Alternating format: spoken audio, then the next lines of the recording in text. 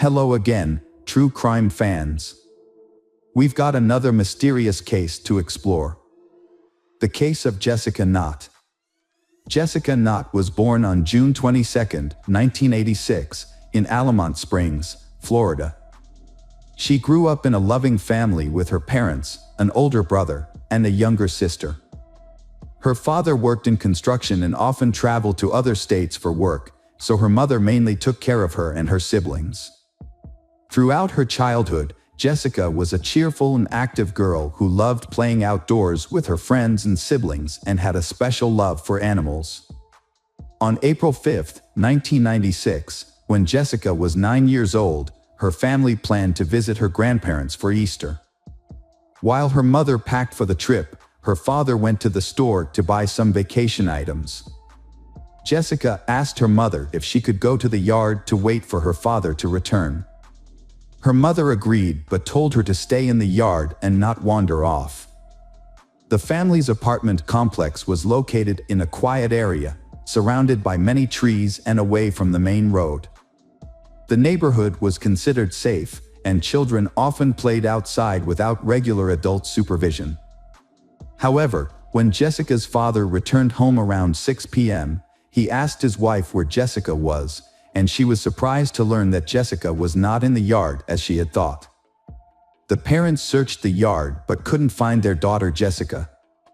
Growing increasingly worried, they started asking neighbors if they had seen Jessica.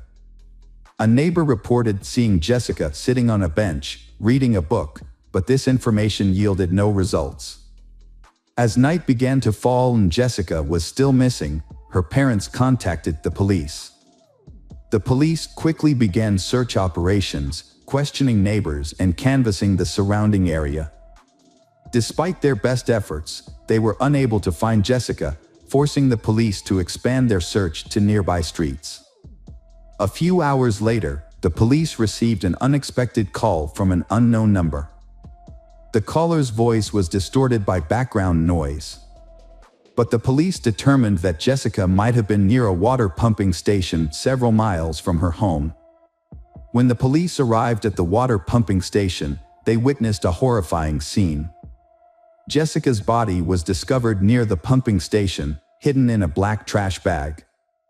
This location was only a few meters from the road, but the pumping station was located under a bridge, making it nearly impossible to detect. Next to the body were some magazines and a children's mirror. The police quickly identified the victim as Jessica Knott and handed her body over to the medical examiner for further investigation. Investigators turned their attention to tracing the 911 call, which they believed was made by the killer. Their goal was to use the call to identify the killer. However, the call was made from a public phone at a nearby gas station, and when the police arrived, the perpetrator had already fled. Detectives tried to take fingerprints, but it was a difficult task because this was a public phone booth, which likely had many fingerprints from different users. In addition, it was possible that the killer had wiped the phone clean after calling or had worn gloves to avoid leaving fingerprints. Further investigation revealed that Jessica may have been killed elsewhere and her body moved to the water pumping station. Evidence on the ground showed that the killer pulled the body out of the car, then put it in a trash bag and dragged it to the water pumping station. Jessica's clothes were still intact, except for a missing shoe, which was not found at the scene. The only potential clue at the crime scene was tire tracks on the ground. There was a possibility that they belonged to the killer's car, so the police took photos and analyzed the prints. Meanwhile, a medical examination of the body showed that the victim died from strangulation, with marks on the face and neck indicating the killer used bare hands. An autopsy showed that Jessica had eaten a hamburger shortly before her death. Her mother said she did not give Jessica a hamburger that day, suggesting the killer may have provided her with food. Additionally, forensic experts found no evidence of sexual assault, leaving the killer's motive unknown. Initially, police had suspected Jessica's parents of being involved in her disappearance because they had not had a solid alibi. Jessica's mother had claimed that she had packed up the apartment, and her father had claimed that he had been out shopping, so they clearly had had the opportunity to commit the crime. The police had been confused as to how the killer had been able to get Jessica out of the yard without anyone noticing or her screaming, leading them to believe that the killer might have been someone Jessica knew and trusted, and she might have voluntarily left with them. The killer's voice on the 911 call had provided another clue. In the recording, experts had detected feelings of grief and remorse, suggesting that the killer had truly felt remorse for his actions. The fact that the killer had taken the risk of calling 911 suggested that they might have been trying to minimize guilt or manipulate the investigation. However, the obvious sadness in the killer's voice had led investigators to believe that the killer had likely been remorseful for his actions. The investigation had reached a turning point when police had found a roll of black garbage bags in the trunk of Jessica's father's car, similar to the bag used to dispose of the victim's body. However, expert examination had shown that the bags had come from another manufacturer, eliminating Jessica's father as a suspect. The focus of the investigation had then turned to other suspects. Forensic experts had conducted a thorough examination of the victim's clothes and body, thereby obtaining many clues. One notable discovery had been that there had been a significant amount of dog hair on Jessica's clothes, even though her family had not owned dogs. This suggested that the dog hair might have come from the perpetrator's dog. Additionally, human hair of an unidentified man had been found on Jessica's body, and experts had been working to extract the DNA profile from the sample. However, this process had taken several days. Further examination had revealed two strange fibers on Jessica's clothes that experts had analyzed and determined likely had originated from car seat covers and carpets. This finding had supported the theory that Jessica had been killed at a location other than the water pumping station and then transported there by car. To determine the breed of dog that had shed hair on Jessica's clothes, experts had used the FBI's specialized database, which contained microscopic photos of hair from many different dog breeds. By comparing fur samples with a database, experts had determined that the fur had belonged to a Shar-Pei. This discovery had suggested that the perpetrator might have owned a Shar-Pei and that the dog's fur had been transferred to Jessica's clothes at the perpetrator's home or in the car. According to investigators' initial theory, the killer might have lured Jessica into his car, taken her to buy hamburgers at McDonald's, and then taken her to his home, where she had been murdered.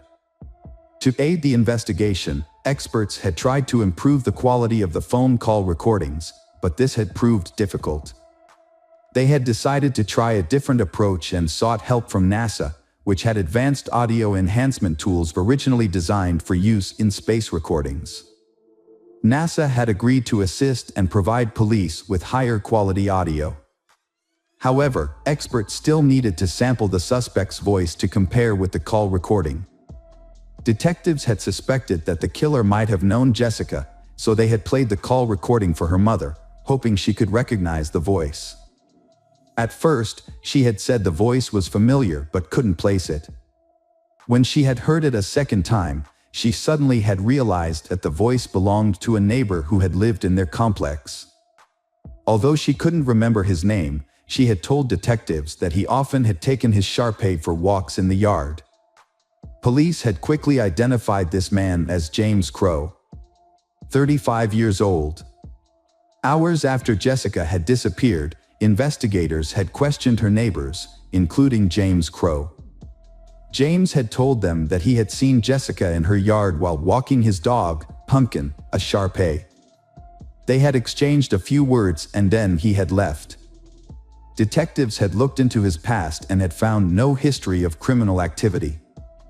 He used to be a truck driver, but had been currently unemployed and had spent most of his time walking around the neighborhood with his dog. Detectives realized that the similarity in voice and breed of dog had not been enough to arrest James, so they obtained a search warrant for James' car. Inside, they found two disturbing clues. Under the front passenger seat, they discovered an empty Happy Meal bag, which was suspicious because James had no children and Jessica had had a McDonald's hamburger in her stomach. Additionally, The car had brand new tires that had barely been used, which James had claimed to have changed on the day Jessica was murdered. However, his previous tire had not been very old and could have lasted a few more years. Police investigated further and discovered that one of James' old tires had been left behind at an auto service. When they compared the tire tread pattern to prints found near Jessica's body, they did not match. However, it was possible that tire marks on the ground did not belong to the killer's car but to another vehicle. Police also searched James' apartment, where they found a box containing several rolls of trash bags similar in size and color to the one found on Jessica's body. To determine if there was any connection between the bags, detectives needed to find a way to prove that they had come from the same manufacturer. At first, this seemed impossible, as the bags had no distinctive markings or features and there were hundreds of manufacturers of similar products. The detectives had an idea to solve this problem. They contacted Roberts, a quality control specialist for the company that had manufactured the bags found in James' apartment. Roberts pinpointed the factory that had produced the bags based on a special code on the cardboard box containing the rolls. The code indicated that the product had come from a facility in Virginia. Roberts explained that a small amount of iron or titanium was added to the bag's composition, depending on its color. Because the factory produced bags in many different colors, the materials used in production changed constantly, causing the ratio of plastic and iron or titanium to change daily. To take advantage of this information, experts used high-intensity X-rays to measure the presence of iron and titanium in the plastic of handbags from the suspect's apartment and the crime scene. This analysis provided exact ratios of elements, which were identical in both bags. This suggested the bags had been made on the same day and possibly from the same batch. However, there was more to the story than that. During the production of garbage bags, microscopic debris accumulated on the machine and imprinted on the plastic sheets as they were rolled out. This created a unique stripe pattern on each bag, visible to the naked eye. Even though the debris on the conveyor belt was constantly changing, creating a new pattern every few hundred feet of fabric, the results were consistent enough to provide another possible lead in the investigation. The similarity of the bags suggested that not only had they been produced in the same batch, but they had also been produced within a short time frame, perhaps just a few hours apart. Comparison of the bags from the suspect's apartment and the crime scene revealed a striking match in the lines and patterns on the bags. On further inspection, experts showed that the bags had been rolled into bundles by machine, which could have created irregularities during the rolling process. Although these irregularities were hardly noticeable, they could be detected by examining the edges of the bag, where the folds formed a unique pattern. Upon re-examining the bags, experts discovered that the pattern on the bags at the suspect's apartment matched the pattern at the crime scene. Further analysis also revealed that fibers found on Jessica's clothing had matched the carpet in James' apartment and the upholstery of his car seat.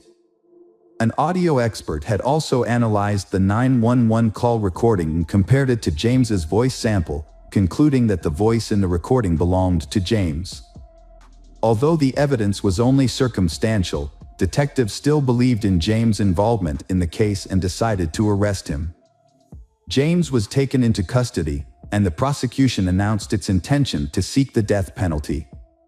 Despite James continuing to deny guilt, the case still went to trial. The prosecution presented its theories, highlighting James' frequent outdoor activities with his dog, which had earned him the trust of local children, including Jessica. According to police, James had met Jessica while walking his dog and had struck up a conversation. He offered to take her to McDonald's, and she agreed because she knew him. After the meal, James allegedly invited Jessica to his home. While his wife was away, evidence had shown that Jessica was actually at James's house that day, as fibers from his living room carpet were found on her clothes. The investigation revealed that James might have tried to attack Jessica, but something went wrong. Forensic evidence indicated that the killer had strangled Jessica with their bare hands and pressed their palms against her face, possibly to silence her if she tried to scream. Panicked, the killer then placed Jessica's body in a trash bag and transported it to their car without arousing suspicion from the neighbors. The killer dumped her body near a water station, called 911 from a nearby gas station, and returned home. During the preliminary hearings, James's attorneys attempted to defend the evidence, arguing that there was no concrete proof of James' guilt. Although the judge accepted the evidence, the defense pointed out that in murder cases, the standard of proof is higher and more direct. Therefore, the possibility that James could avoid the death penalty was very large. A plea agreement was offered to James based on the circumstances surrounding the case. The deal required him to plead guilty to second-degree murder and accept a sentence of 40 years in prison without parole, thereby avoiding the death penalty. 2 years after the murder, in the summer of 1998, James accepted the deal. Although he was not required to provide details about the crime, he said that one of the reasons he accepted the deal was to spare Jessica's family the torment of the trial. The prosecution believed James showed genuine remorse for his actions and used the 911 call as evidence. The purpose of the call was unclear, but it suggested James was trying to alleviate his guilt. However, Jessica's parents were not satisfied with this deal because they had hoped for the death penalty and wanted James to confess to the crime. Despite this, James remained silent about the details of his actions. James did not fully serve his sentence. He died in November 2011 at the age of 49 from health problems, taking with him details of his crimes and motives. Hello friends, welcome to our channel. Today we're going to take a look at another horrible case with you, the case of Abril Perez. Abril Perez was born on November 18, 1971, in Monterrey, northeastern Mexico, to parents Maria del Seguro Sagan and Manuel Perez. She was the second of 3 children. Abril demonstrated exceptional mathematical and entrepreneurial abilities from a young age. She was a dedicated reader and consistently ranked as the top student in her class. As a teenager, Abril prioritized achieving financial independence, showcasing remarkable discipline and effective time management skills. Following high school, Abril attended the most prestigious university in New Leon, where she obtained a master's degree in finance and business administration. Her peers described her as intelligent, focused, and ambitious, while also being kind, cheerful, and always willing to assist others. After graduating, Abril secured a position in the sales department of one of the country's largest and fastest-growing companies. She later transitioned into digital sales, a rapidly expanding field, and discovered her true passion. Abril quickly rose through the ranks and became the executive director of the company within 2 years. Abril was a young, beautiful, and successful woman who was rapidly achieving her life goals. She had built a stellar career, supported her family, and had big plans for the future. However, her personal life was still unfulfilled, which worried her loved ones. Despite this, Abril was confident that she would find true love and live a long, happy life. But she had no idea how her future marriage to the seemingly perfect man would turn out. That man was Juan Carlos Garcia Sanchez, whom she met in the mid-1990s when her career was taking off. Juan Carlos was just 3 years older than Abril and shared her ambitious drive, which drew her to him. He, in turn, was captivated by her stunning looks, charming personality, kind heart, bright smile, sharp intellect, and remarkable determination.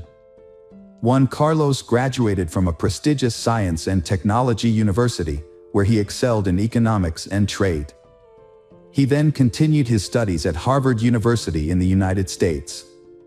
After returning to Mexico, he built a successful career in the emerging field of e-commerce. Juan Carlos and Abril met at a conference on the latest financial technologies.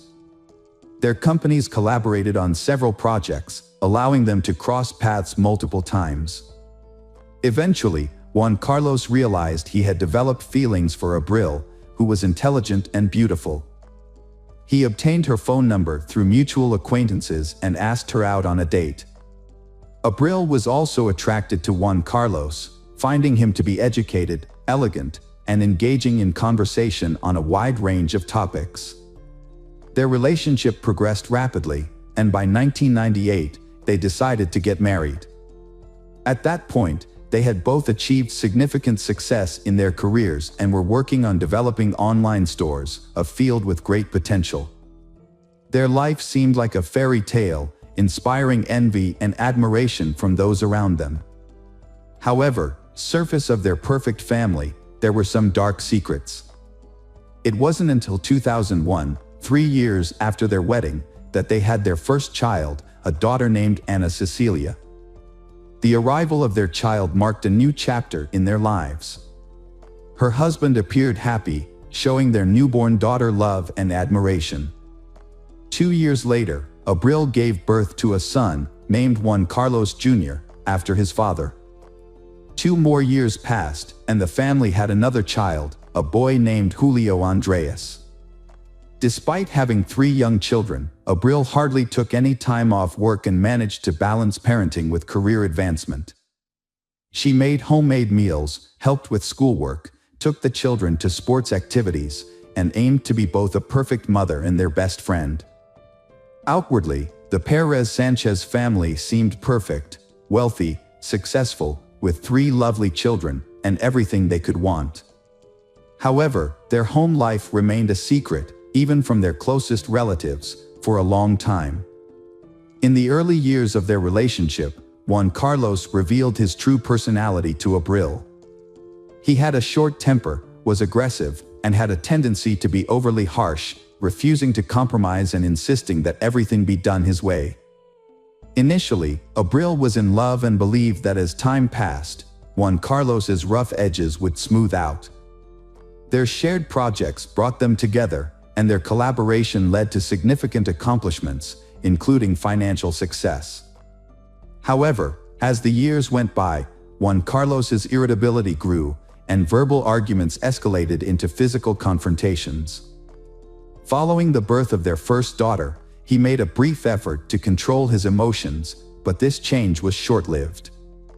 A similar attempt was made after the birth of their eldest son, but by the time their third child arrived, Juan Carlos no longer made any effort to be a good father or husband.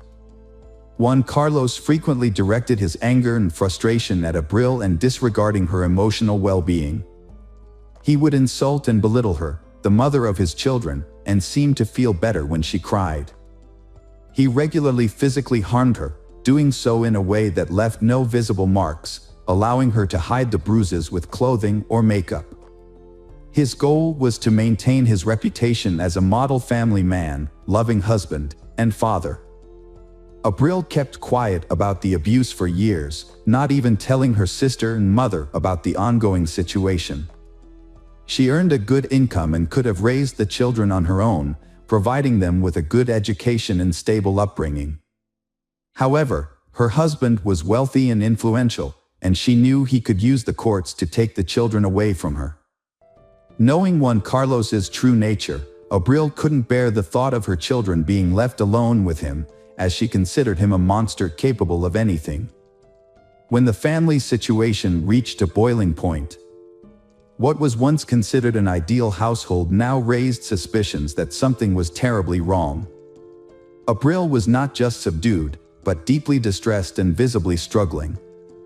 She had lost weight, slept poorly, and frequently had bruises on her face and body that were becoming harder to hide and explain. Despite this, Juan Carlos appeared calm and confident in public, pretending that everything was fine. He played the role of a loving and caring husband, interacting with Abril politely and affectionately. However, at home, he transformed into a menacing figure.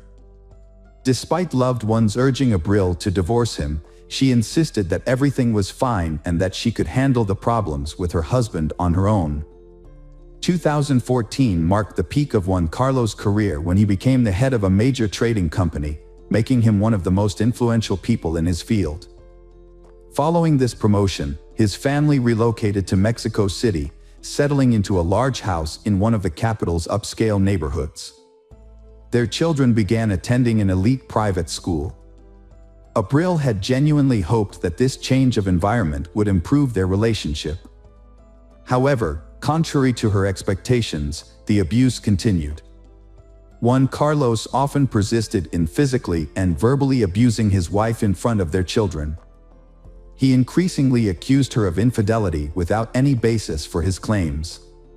Whenever she tried to defend herself, he would resort to physical violence, insisting he would find evidence of her supposed disloyalty. Juan Carlos monitored her phone and emails, forbade her from using social media, and when finding no evidence, he hired a private detective to follow her and photograph any men who came near her. For 4 years, she tried every possible way to save her marriage. Despite her efforts, her husband's behavior became increasingly unbearable, creating a never-ending nightmare for her. To outsiders, however, their union appeared happy and successful, even enviable, due to her husband's wealth, influence, and seemingly caring nature. In 2018, the Juan Carlos and Abril visited to the Abril's family. During this trip, Juan Carlos treated his wife poorly in front of her parents, who were deeply disturbed by what they saw. This incident marked a turning point for Abril, and she realized that she could no longer continue living this way. She informed her husband that she would file for divorce as soon as they returned to Mexico City. Hearing this, Juan Carlos became enraged, grabbed her throat, and squeezed it so tightly that she nearly lost consciousness. Fortunately, her mother, Maria del Soro, entered the room and raised the alarm, preventing a tragedy. When the family returned to their home in the capital, Abril prepared for divorce and moved from the marital bedroom to a small guest room. However, this did not keep her safe from her husband's abuse. On January 4th, while Abril was still asleep, her husband entered the room holding a baseball bat. He struck her hard on the head and was about to swing again. Half awake, Abril barely understood what was happening, but she managed to roll off the bed just in time, saving her own life.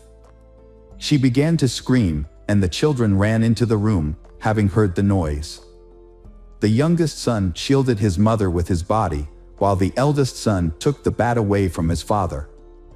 Together, they fled the house and headed to the hospital, as Abril needed medical attention. Doctors diagnosed Abril with a severe concussion and a deep laceration above her eyebrow that required stitches. After Abril and their sons left the house, Juan Carlos contacted his lawyer to discuss the situation and asked for help in resolving the marital conflict. However, Juan Carlos also posted on social media, accusing his wife of betraying him by being unfaithful and planning to leave him for another man, taking their children and attempting to claim all their jointly acquired assets. Additionally, Juan Carlos claimed that Abril had stolen all the money from their home safe and had injured him with a knife when he tried to stop her. He posted photos of a bloodied knife and brown stains on the floor as evidence. However, the blood on the floor actually belonged to Abril from her own injury, and the knife photo was taken from the internet. Despite the fabrication, Juan Carlos's friends believed his story and actively shared and reposted his account on their social media pages, calling for widespread attention to this supposedly egregious case. Juan Carlos's attempt to kill Abril prompted her to take swift action. From her hospital bed, she filed a police report against him, accusing him of trying to take her life. After her release from the hospital, Abril packed up her 2 young sons and left the family home. Her oldest child, who was attending college in a nearby city, also condemned his father's violent actions. While waiting for justice, she started providing online support and consultations to women who were going through similar experiences. She also planned to open a center that would offer psychological and legal help to victims of domestic violence who had been failed by the justice system. It wasn't until 8.5 months after the incident, in September 2019, that Juan Carlos was finally arrested and charged with inflicting bodily harm and attempting to kill his wife. He was put in jail, where he spent over a month, but he managed to appeal the decision to keep him in detention before his trial. As a result, he was released from jail by November of that year. Judge Federer presided over the case, reclassifying it and ordering a new trial. During the trial, Abril's medical records and photos were not presented as evidence. Her and her son's testimonies were deemed insufficient to detain Juan Carlos because he claimed Abril was manipulating their children against him. The judge released Juan Carlos, concluding his actions didn't pose a direct threat to Abril's life. Abril was shocked and terrified when Juan Carlos was released. She suspected he had bribed his way to freedom, putting her and their children in danger. She wrote to the judge, expressing her fear, but it had no immediate effect. Juan Carlos then initiated a custody battle, forcing Abril to return to Mexico City with their sons to attend court hearings. Abril arrived in Mexico City on November 25 with her children. She had a legitimate fear of her longtime partner and wanted to avoid him. To minimize the risk of an encounter, she planned to leave the city immediately after a court hearing that day. In fact, she had already bought the plane ticket, but Juan Carlos already knew that. After the court session, Abril, her sons, and their lawyer got into a car headed to the airport. However, they never made it to their destination. At a traffic light, a motorcyclist suddenly pulled up next to their car, drew a handgun, and fired 2 shots at Abril, who was sitting in the front passenger seat. The attacker then quickly fled the scene. A shooting occurred, and one of the bullets grazed the younger son, who was sitting in the back seat. Fortunately, none of the children were seriously injured. However, the injured Abril was rushed to the nearest hospital where doctors fought to save her life for more than 6 hours. Unfortunately, due to severe injuries and significant blood loss, they were unable to save her. Abril passed away that evening. The victim's family, including her parents, brother, and sister, immediately flew to the capital and urged authorities to arrest Juan Carlos, whom they believed was behind the brutal act. However, law enforcement had a different perspective, stating that without identifying the shooter, it was difficult to determine the motive behind the attack. They also noted that they could not confirm with certainty that the shooting was ordered by Juan Carlos. The tragic case of murder sparked widespread outrage and public debate. Abril's family successfully drew attention to the case, highlighting numerous instances where men had attempted to kill women but escaped punishment. In response to the public outcry, the Mexican General Prosecutor's Office launched a new investigation into the suspect, Juan Carlos Sanchez, and also examined the actions of the judges who had previously released him. The judges who had released Juan Carlos could face consequences for their role in the Abril death if his guilt was proven. Juan Carlos took to social media to demand justice for his former wife's murder. However, his daughter, Ana Cecilia, accused him of cruelty and shared photos of her mother's hospitalization after Juan Carlos had attacked her with a bat, contradicting her father's claims that he would never harm her mother. Despite the media attention surrounding the case, he was initially allowed to remain free during the investigation. However, he was required to check in with the police weekly and was placed under a restraining order. When he failed to appear at the scheduled time, a warrant was issued for his arrest for violating the order. As expected, Juan Carlos could not be found, and it was later discovered that he had used his wealth and connections to quickly leave the country and enter the United States. Mexican authorities contacted Interpol, reporting Juan Carlos as a fugitive accused of a serious crime, and he was subsequently declared wanted worldwide. Meanwhile, efforts were underway to locate criminals in Abril's assassination. Surveillance footage from street cameras revealed that the motorcyclist who committed the crime was not alone. 2 vehicles were seen following the car carrying Abril. The motorcyclist appeared to be in constant communication with the occupants of these vehicles, receiving directions and instructions. After several months of investigation, some of the participants were identified, and on March 5, 2020, 2 suspects were arrested in connection with the case. To everyone's surprise, the suspects did not resist arrest and quickly began cooperating with authorities, hoping to receive lighter sentences. It was confirmed that Juan Carlos was the mastermind behind the crime, and he had paid a significant amount of money to individuals who were directly involved in the crime. The first to be caught were the driver of one of the getaway cars and the motorcyclist who fired the fatal shots. It was discovered that while Juan Carlos was in prison, he had hired two experienced criminals to act as his personal bodyguards. One of these bodyguards was released from prison a week before Juan Carlos, and the other was released several days after him. After being released from prison, Juan Carlos reconnected with his accomplices and asked them to recruit trustworthy individuals to help carry out the murder of a person in exchange for a large sum of money. Once all participants were in place, Juan Carlos provided detailed instructions about the intended victim's travel schedule and mode of transportation. However, luring his former wife to Mexico City proved to be a challenge. Juan Carlos used coercion, threatening to take their children unless she attended a court appearance. Despite attending the court date, his ex-wife intended to return to Monterrey on the same day, which Juan Carlos knew about through his sources. 3 more individuals involved in the conspiracy were arrested in late October 2020. Initially, they were taken into custody on suspicion of distributing controlled substances, but further investigation at the police station revealed their potential connection to the high-profile crime. The arrested individuals were part of a major drug trafficking gang led by Balto, who had previously served time with Juan Carlos and offered him protection. In exchange for a significant reward, Balto agreed to help Juan Carlos eliminate his ex-wife. A few weeks later, in November 2020, Maldonado, who an individual involved in the case, was also arrested.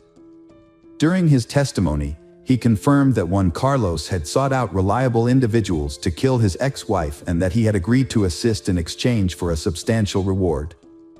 The investigation confirmed that Juan Carlos was the mastermind behind the crime. His earlier attack on Abril with a stick was reclassified as an attempted murder. As a result, the court issued an arrest warrant for Juan Carlos on charges of femicide. However, his location remained unknown.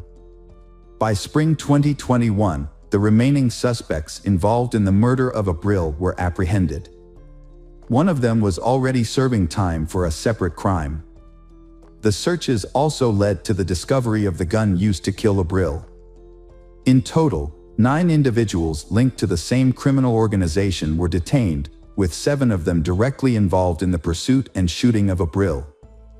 More than 4 years after the Abril murder, the mastermind behind the crime, Juan Carlos Garcia Sanchez, is still on the run and his location is unknown.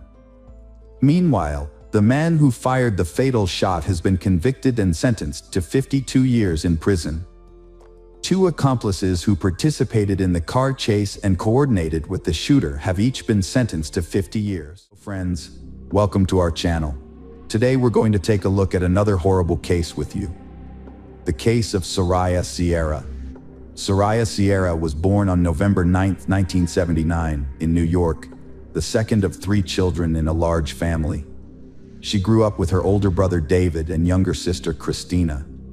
Her parents, Dennis and Bethany Jimenez, were of Puerto Rican descent and had immigrated to the United States in 1973, settling in Manhattan, where their children were born. After moving, the couple joined a local Protestant community and converted to evangelical Christianity. They raised their children in a strict environment, adhering to the religious principles of their adopted faith. The family was regular churchgoers, socialized with other community members, and the children attended Sunday school. Soraya was an active and creative person who stood out for her strong will and complex personality. Unlike her younger sister Christina, who was quiet, obedient, and modest, Soraya was seen as a rebellious and mischievous individual. However, she still respected her parents and acknowledged their authority. In the Jimenez household, there were strict rules that everyone followed. These rules governed daily routines, everyday moments, and behavioral norms. For instance, the daughters were not allowed to interact with boys, go on dates, or stay out past 9 p.m.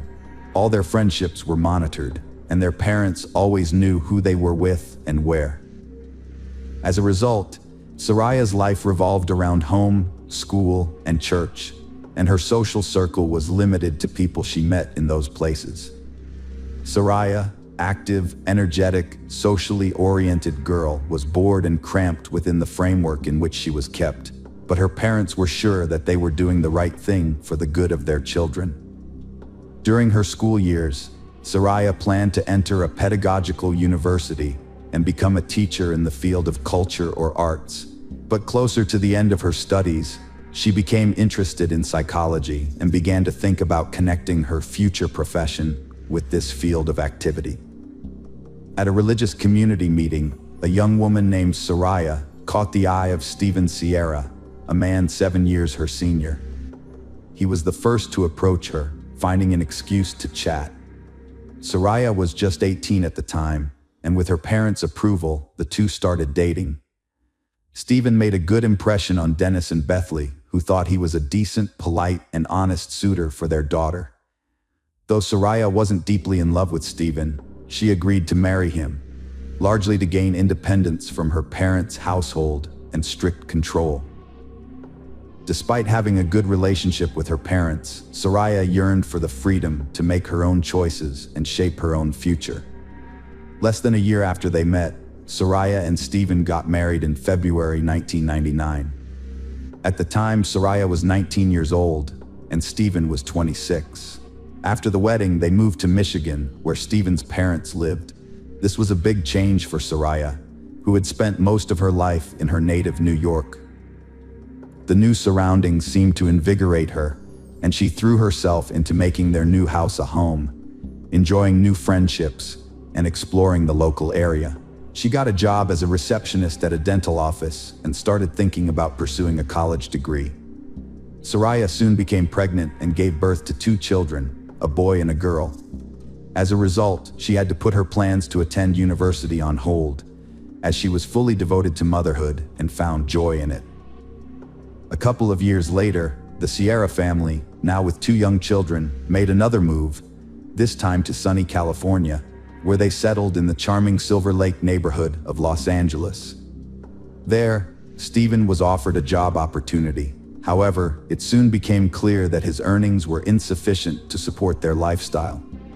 After discussing their situation, they decided to return to New York, eventually settling into a modest rented apartment located near the home of the Jimenez family.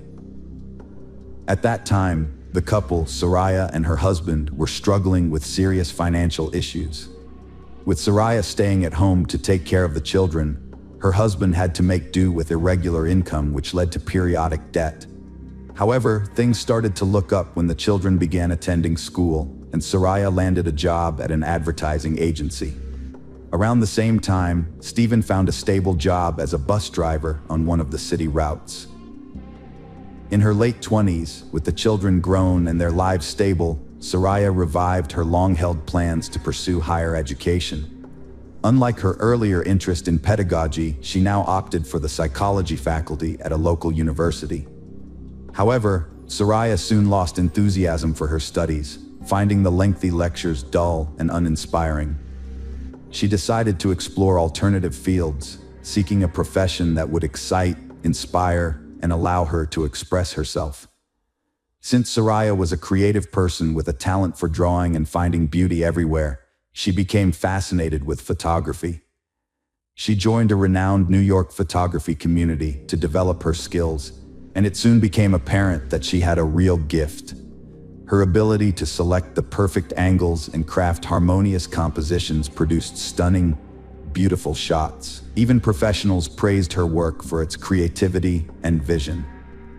On the advice of her colleagues, Soraya created a social media page in early 2012, where she began posting her work. It didn't take long for her to gain a massive following, with thousands of users subscribing to her profile and enthusiastically commenting on each piece. In just a few months, she became a star, and her subscriber count continued to grow exponentially. The sudden fame left her feeling dizzy. Soraya felt a strong desire to achieve more and improve her skills, so she proposed organizing a group photo tour to search for unique and breathtaking locations around the world. Soraya Sierra began by taking short trips within her native country, where she developed a specialty in capturing architectural ensembles and historical monuments through her lens. Her photographs garnered great success, which fueled her desire to explore further. She set her sights on Istanbul, one of the world's most ancient and beautiful cities, intent on photographing its iconic landmarks and historical sites. Although her parents were hesitant about her traveling abroad for the first time, Soraya was resolute. They were concerned about her venturing out alone, away from home for an extended period. To alleviate their worries, Soraya agreed to be accompanied by her close friend, Magdalena. However, what her family didn't know was that they were going through a tumultuous time, and Soraya's relationship with her husband was on the brink of collapse. It's possible that her desire to embark on a photography tour on the other side of the world was, in part, a coping mechanism. She yearned to escape her situation, gain a fresh perspective, and reflect on her family's troubles from a distance. After feeling confined for too long, Soraya felt an overwhelming need to break free and do something that nourished her soul during that difficult period. Soraya's relatives were worried that she would be traveling by herself to a foreign country on the other side of the ocean.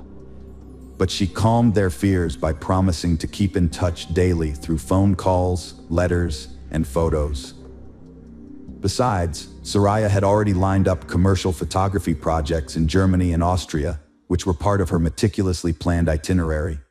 In fact, her whole trip was carefully timetabled, with every hour accounted for, leaving no room for spontaneity or changes.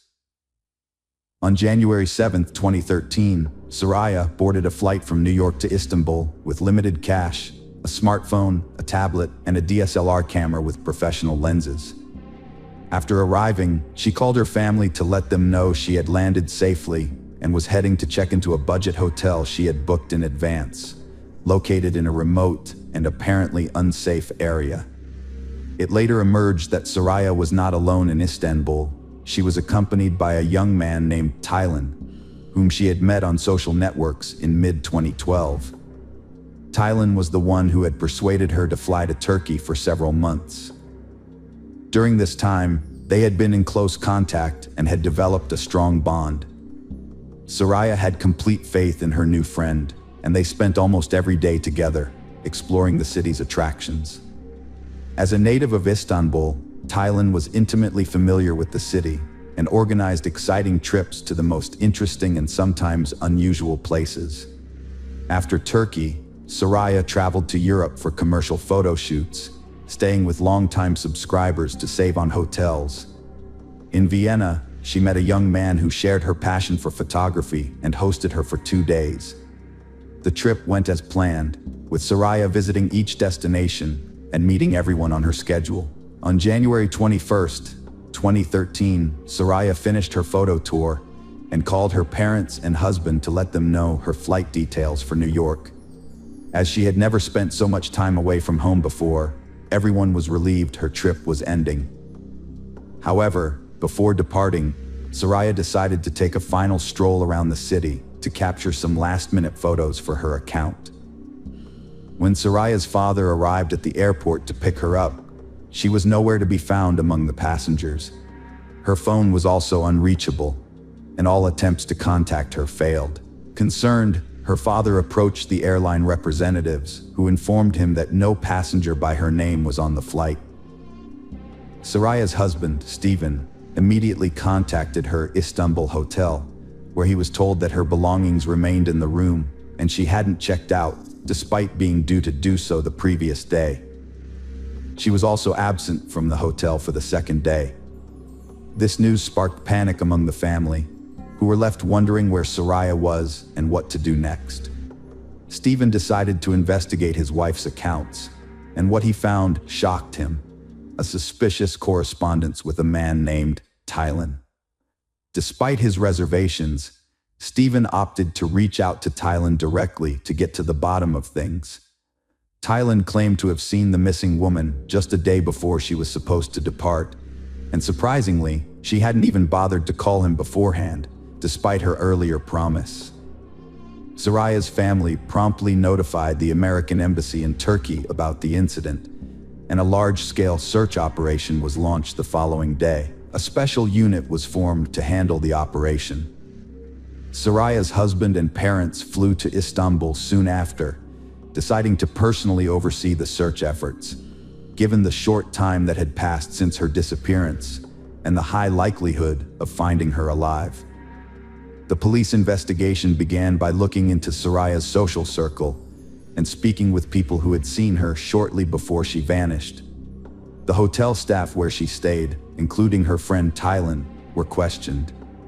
The hotel manager reported that he last saw Soraya the night before she disappeared, when she left with a small bag and a camera. She was supposed to check out later, but never returned to the hotel. The next morning, the hotel received a call from her worried husband, who informed them that Soraya's belongings and documents were still at the hotel. The receptionist also described the clothes Soraya was wearing on the day she went missing. Taran introduced himself as Tyron, but his true identity was later revealed. He declined to explain the alias, and it was discovered he'd been in close contact with Soraya for months, even inviting her to Istanbul. Despite this, Taran denied a romantic relationship, claiming they were just friends. The investigation retraced Soraya's steps via cell phone data and CCTV footage. She took the subway to Sultanahmet, visited the promontory, and then went to Eminönü Market, getting lost in the crowd. She reappeared on the subway, heading to Hagia Sophia, but soon vanished again, sparking concern. The search team decided to investigate the Hagia Sophia ruins, hoping to find someone who had seen a lone woman with a camera. After several hours of searching, they finally found a body, but it wasn't the outcome they had hoped for. Near the ancient Constantinople walls, they discovered the lifeless body of a young woman, covered with an old, dirty blanket that had hidden it from view. The investigators suspected that Soraya had been brought to this location, wrapped in that blanket. Forensic experts estimated that the body had been there for 10 to 12 days before its discovery. The lower part of the body was found unclothed, suggesting an act of violence, which was later confirmed by the experts. The autopsy revealed that Soraya had died from a severe blow to the head with a heavy, blunt object. Additionally, her body showed multiple bruises and 2 broken ribs. Pathologists also found skin particles and blood under Soraya's fingernails, indicating that she had fought back and scratched her attacker. The crime scene was both strange and absurd because, despite the thief stealing the victim's bag, smartphone, and camera, they left her gold earrings, wedding ring, and expensive watch, which immediately drew attention. The only lead from the area's camera footage was a young woman resembling Soraya filming something on her phone, followed by a man who either hit or pushed her, and then both disappeared from view. The attacker's identity remained unknown. Media leaks spark scandal concerns. Investigators stay mum as bodies found, adding to mystery. Questions emerge. Why did the young married woman travel solo to Istanbul? How did she fund it? Initially, suspects included a lover and another acquaintance, but both deny involvement.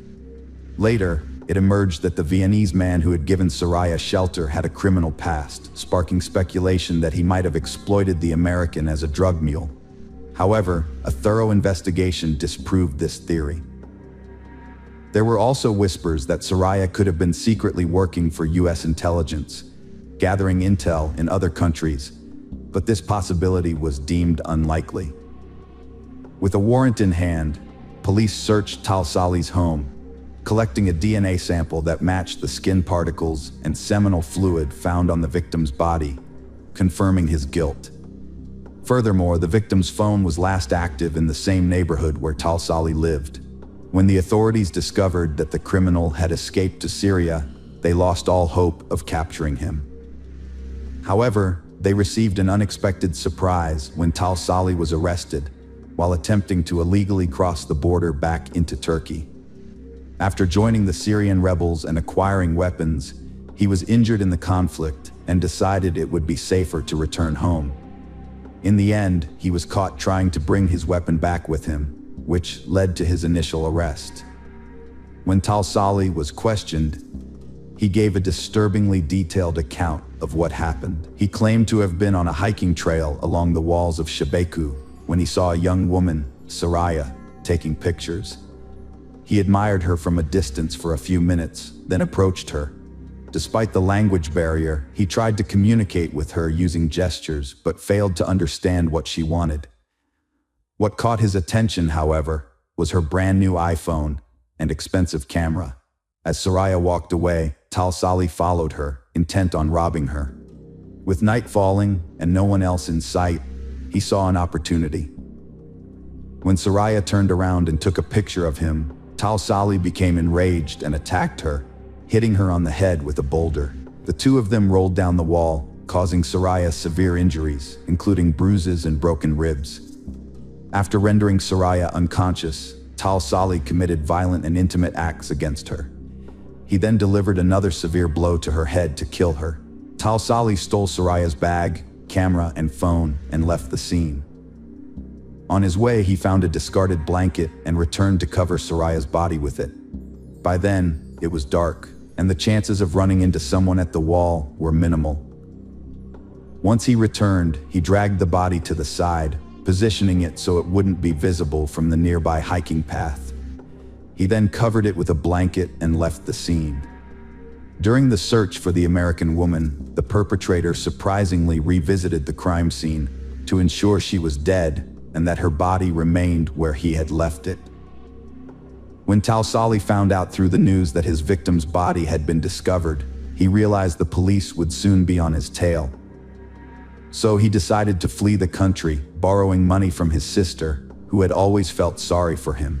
Incidentally, he was unable to benefit from the stolen goods, as the camera was damaged during the fall, and the smartphone was locked with a password he couldn't crack. As a result, he discarded the stolen items, including the signal, when he went on the run. The defendant showed no remorse, and DNA evidence placed him at the crime scene. Skin under the victim's nails, seminal fluid on her body. His phone was last used near his home, and a video recording caught the attack. After all the evidence was presented, the decision was made to conduct a psychiatric examination, driven by the suspicion that Talsali might be insane, given the disturbing nature of his actions, behavior, and the unsettling calmness with which he graphically described the atrocities he had perpetrated. Nevertheless, the experts ultimately concluded that he was of sound mind and fully cognizant of his actions when he attacked his victim in the summer of 2014. Judge Ely delivered the final verdict, finding Talsali guilty on all counts and sentencing him to life imprisonment. Soraya's relatives considered this decision fair and just. Following the necessary expert examinations, the body of the murdered American woman was transported back to her homeland in New York, with all related costs borne by Turkish Airlines. Soraya was laid to rest in a ceremony that respected all religious rites and traditions.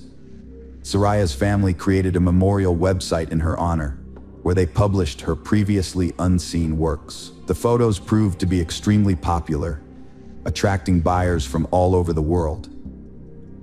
The money raised from the sale of these pictures was set aside to fund college education for orphaned children. Stephen, Soraya's husband, categorically denied that his family life was in crisis, which could have led Soraya to take that fateful trip. Shortly after, Stephen grew close to a girl from the Christian community who supported him during this difficult time, often visiting his home to help with his children and household chores. Just 2 weeks before the first anniversary of Soraya's funeral, Stephen married his new partner. By the time Talsali was finally sentenced, Stephen was already married and preparing to become a father again. Hello friends, welcome to our channel. Today we're going to take a look at another horrible case with you. The case of Leslie Palacio. The next major breakthrough came when Eric's car was spotted in Moreno Valley, California. Police eventually contacted Eric's cousin, who reported that he had driven Jose and his son to San Pedro, where they planned to cross the border into Mexico. The Las Vegas Police Department requested assistance from the FBI because they could not resolve the jurisdictional issue on their own. The investigation slowed down in January 2021, but for months after the discovery of the girl's remains, Eric's father, Jose, turned himself in at the border, and everyone was greatly relieved that at least one fugitive was now in custody. The man was quickly extradited back to Clark County and charged with destruction of evidence and accessory to murder. During interrogations, Jose tried to minimize his involvement in the crime, explaining the story of the trip to Mexico by his son's strange behavior on the morning of August 29th.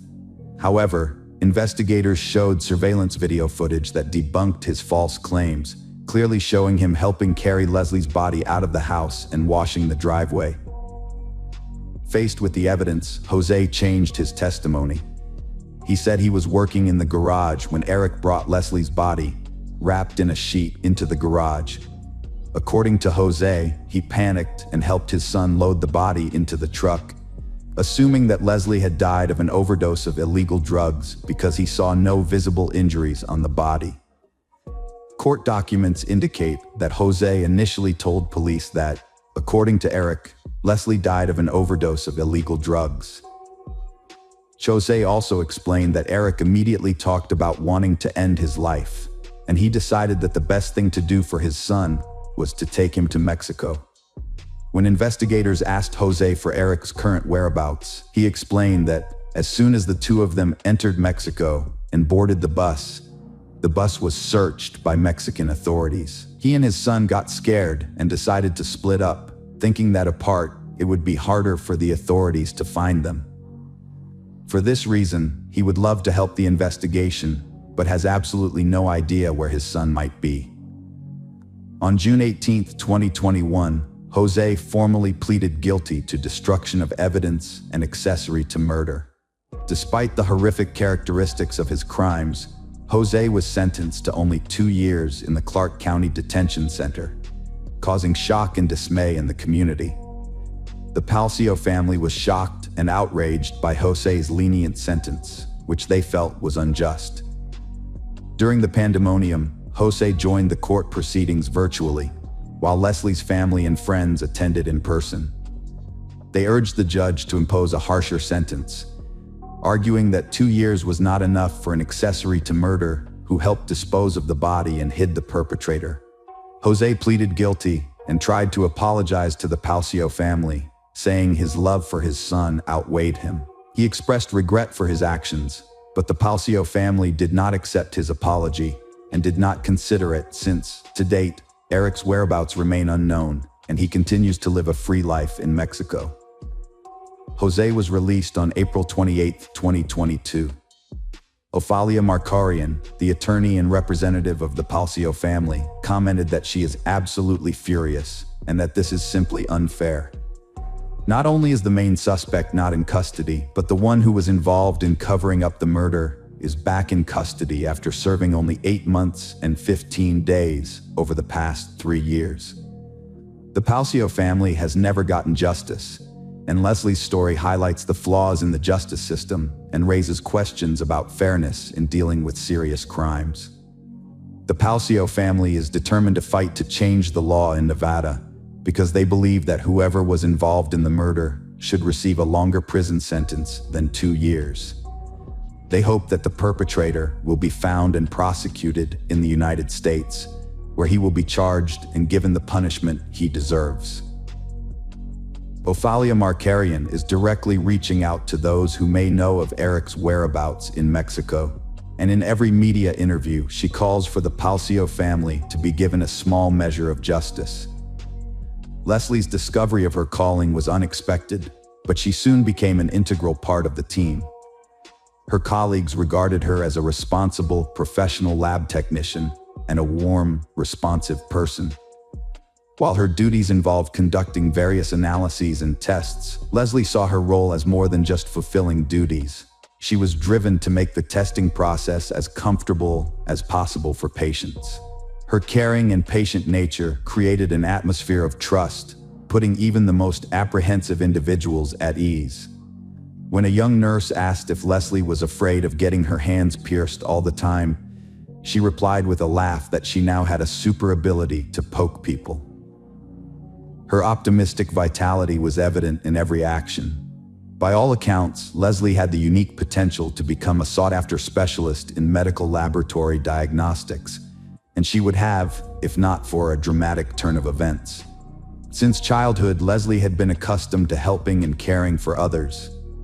As the second of 5 daughters, she took on a maternal role when her mother, Rosalia Palacio, worked as a hotel cleaner. Rosalia remembered Leslie kicking her out of the kitchen when she tried to cook dinner after cleaning over 15 hotel rooms in a shift, gently urging her to rest. Leslie took it upon herself to prepare dinners, finding cooking to be a source of inspiration. From then on, she made sure her family members were well fed, even when she was away, calling home to ensure everyone had eaten. For Leslie, family was her top priority, and she easily inspired her sisters with her energy and ideas. Even during the pandemic, Leslie didn't let her love of sports fade away. She organized workouts in her backyard and taught her mom various exercises. She also danced daily in front of the mirror with her sister to music. Leslie's passion for experimenting with hair colors and image inspired her to create a joint business plan with her older sister to open a boutique. They started designing and sewing dresses at home in their own unique style. When Rosalia got laid off due to downsizing during the pandemic, Leslie suggested that her mom start her own small cleaning company. She promised to help her mom with cleaning services in her free time from work and school. At a family council, Leslie reassured her mom, "We'll be fine soon, you'll see." They came up with a name for the company, Palacio Cleaning Service. Leslie's dreams were finally taking shape as their family firm landed its first contract.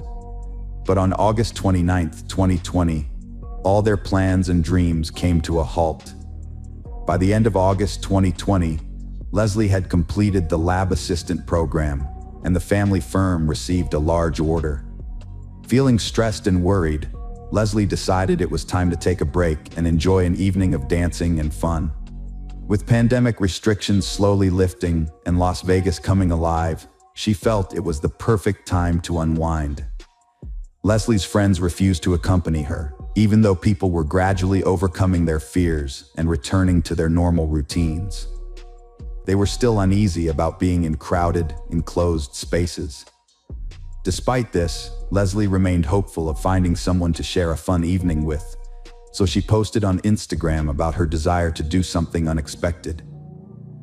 To her surprise, Eric Rangel Ibarra responded to her post. Leslie and Eric's families had attended the same church for 14 years and occasionally socialized, making them childhood acquaintances, though they had never been close.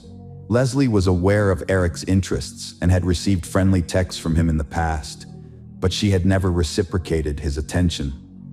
She had always been polite to him, though. Ordinarily, Leslie would have turned down Eric's offer to keep her company, but this time, she was eager to break the monotony of her daily life with a fun evening, so she decided to accept his proposal. Leslie's friends were busy, so she took Eric up on his offer to share Las Vegas nightlife stories. Despite some unease, she decided going out with Eric was better than staying solo. Leslie regularly checked in with her sister, detailing her whereabouts and activities. When she mentioned Eric wasn't drinking, Kayla joked about healthy living. Eric and Leslie's first destination was the casino at the Longhorn Hotel. They arrived at 1:31 a.m. on August 29th in Eric's white Ford F-250, as shown by the surveillance footage reviewed by the police later. The couple spent about 25 minutes inside the casino, leaving at 1:56 a.m. After their casino visit, Leslie kept her sister updated on their activities, sending a message at 4:40 a.m. However, Leslie's next message was alarming, saying, "I need to talk to you about something shitty." Her sister inquired about the issue, but Leslie didn't respond. Instead, a text box appeared, indicating that Leslie had started to type a response, but never sent it. Unfortunately, this was the last message Leslie sent during her lifetime. The following morning, Leslie still hadn't returned home, and her family grew increasingly worried as the hours passed. Initially, they assumed Leslie had spent the night at Eric's house, but as time went on, their confusion deepened. Eventually, the family decided to check on Leslie at Eric's house, where they stumbled upon a suspicious scene. Eric's mother and daughter were removing furniture, pretending they had only just learned that Leslie and Eric had been together the previous evening. Fortunately, Leslie's family arrived at Eric's house just in time, preventing a significant delay in the investigation. The police found bloodstains in the house and a messy bedroom, suggesting that Eric's mother and sister had spent the day packing up their belongings, including furniture, instead of cleaning up evidence of a crime. This indicated that they were not going on a short trip, but rather planning a long-term absence, likely to reunite with Eric and his father, Jose, who had fled to Mexico to avoid prosecution.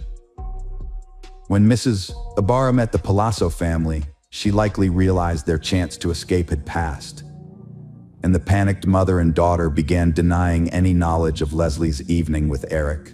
Their suspicious behavior aroused suspicion that something serious had occurred. Luckily, the Las Vegas police acted quickly, issuing a billing inquiry to track Leslie's movements from the previous night. Although it took time to receive the data, the Palazzo family didn't wait and launched a campaign to spread the word about Leslie's disappearance.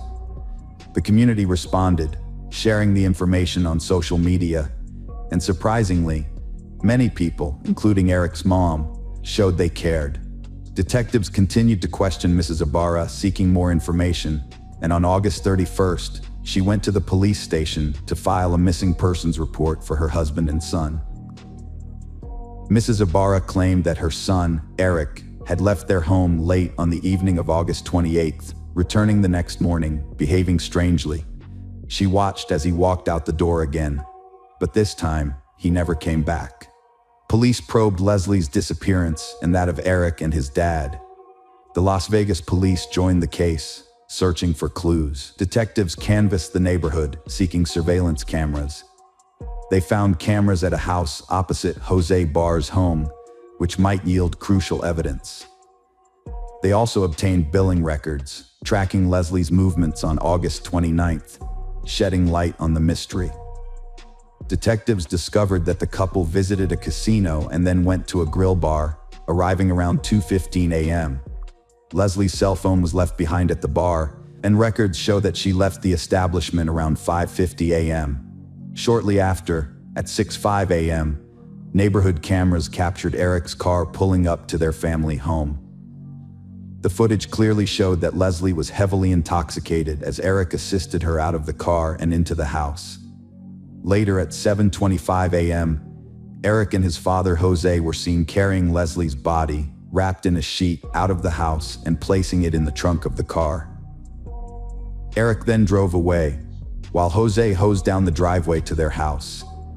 This suggested that Eric and Jose were not missing persons, but rather fugitives trying to avoid justice. After reviewing the footage, police obtained a search warrant for Eric's home, leading to the discovery of additional evidence indicating that Leslie did not leave the house voluntarily. The house had been cleaned with strong cleaning products in an attempt to conceal evidence, and latex gloves and trash bags were also found. Furthermore, traces of blood were discovered on the floor and bed in Eric's room, strongly suggesting an assault. Without DNA testing, it was evident to investigators that the blood belonged to Leslie. From that point on, the search for Leslie Palau focused on finding her body. Meanwhile, Eric and Jose were reported missing, and investigators worked to identify suspects. The Palacio family, shaken by the events, also took action. Roselia, Leslie's mother, reached out to the church community for help in searching for her daughter's body. As a result, search volunteers, flyers, and posters featuring Leslie's photo and images of Eric and Jose began circulating on social media, in newspapers, and on street poles. The family appealed to the public to assist in finding the two men involved in Leslie's death. The first significant breakthrough in the investigation came when a license plate reader detected Eric's car just 6 miles from his home at 10 a.m., about 4 hours after Leslie's alleged murder. This discovery led investigators to believe that the body might be hidden within a 4-hour drive from Eric's home, possibly on the Nevada-Arizona border or in the Charleston Peak area. This was still a vast region, and detectives were eager for any additional information that could help them pinpoint a more specific location. Once again, luck was on their side when a gas station 40 miles north of Las Vegas captured footage of Eric's car pulling off the highway toward the Valley of Fire National Park. 20 minutes later, the car reappeared with muddy tires. This discovery narrowed the search area and indicated that the body was likely to be found within 20 miles of the gas station. The presence of mud on the tires suggested that Eric had driven off the road at some point. Detectives searched the area, and on September 9th, during a second search, they found Leslie Palo's body hidden behind a bush. News outlets immediately broke the story. The body of 22-year-old Leslie Palacio had been found near the Valley of Fire 11 days after she went missing.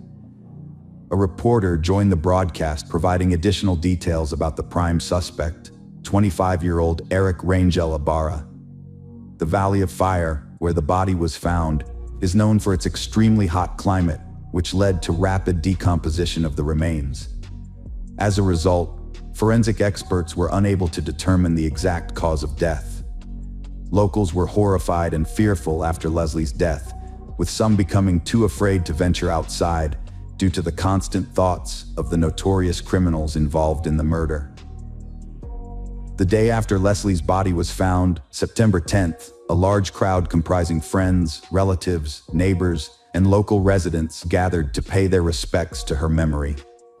They took the candles used in the nightly vigil and placed them in front of her house, expressing their desire for the perpetrator to face justice for his heinous act. At this point, the quest for justice was far from over.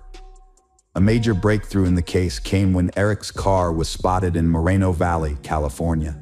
This led police to contact Eric's cousin, who revealed that he had driven Jose and his son to San Pedro, where they intended to cross the border into Mexico.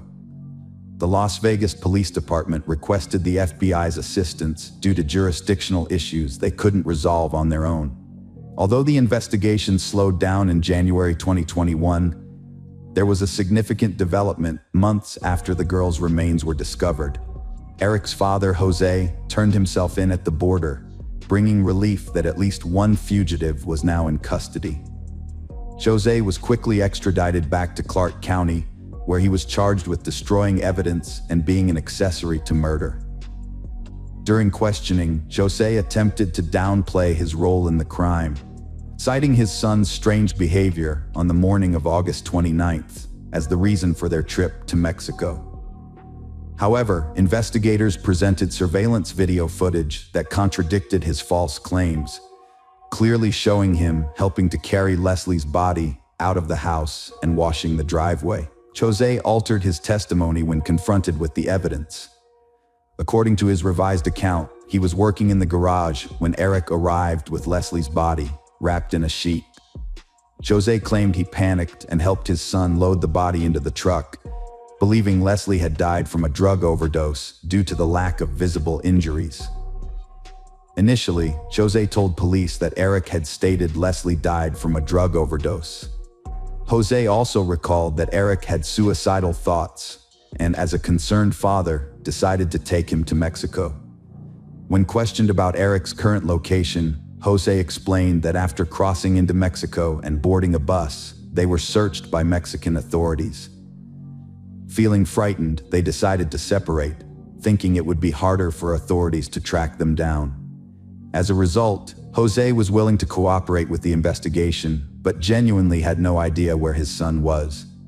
On June 18, 2021, Jose pleaded guilty to destroying evidence and being an accessory to murder. Despite the heinous nature of his crimes, he was sentenced to just 2 years at the Clark County Detention Center, a decision that shocked and outraged the community. The Palacio family was particularly appalled by the lenient sentence, which they considered unfair.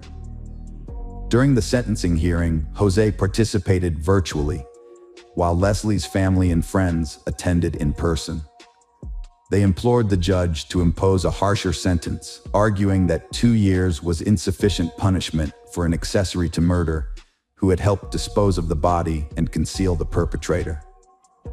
Jose apologized to the Palcio family, stating that his love for his son had outweighed his moral obligations. He expressed remorse for his actions, but the Palcio family rejected his apology, citing that Eric's whereabouts remain unknown to this day, and he continues to live freely in Mexico. Jose was released from detention on April 28, 2022. Ofalia Markarian, the Palcio family's attorney and representative, is outraged over the glaring injustice in the handling of Leslie's murder case. Despite the primary suspect remaining at large, the individual who aided in covering up the crime has been released from custody after serving a mere 8 months and 15 days over the past 3 years. The Palcio family is still awaiting justice, and Leslie's story highlights the flaws in the justice system, sparking concerns about the fairness of handling serious crimes. The family is determined to push for legal reform in Nevada, advocating for those involved in the murder to face longer prison sentences than 2 years. They hope the perpetrator will be found and prosecuted in the United States, where they will receive the punishment they deserve. Through media interviews, Ofalia Markarian is making a direct appeal to anyone with information about Eric's whereabouts in Mexico, urging them to come forward so the Palcio family can finally receive some measure of justice. Hello friends, welcome to our channel. Today we're going to take a look at another horrible case with you. The case of Irene Cortez. Irene Cortez, née Lucas, was born in 1980 in Granada, Spain. She grew up in a well-off family with a brother and sister. Her parents ran a successful small business, which her mother, Maria Lucas, expanded and continued to operate after her father's early passing. Thanks to her mother's efforts and the help of her uncle, Pedro Lucas, Irene wanted for nothing.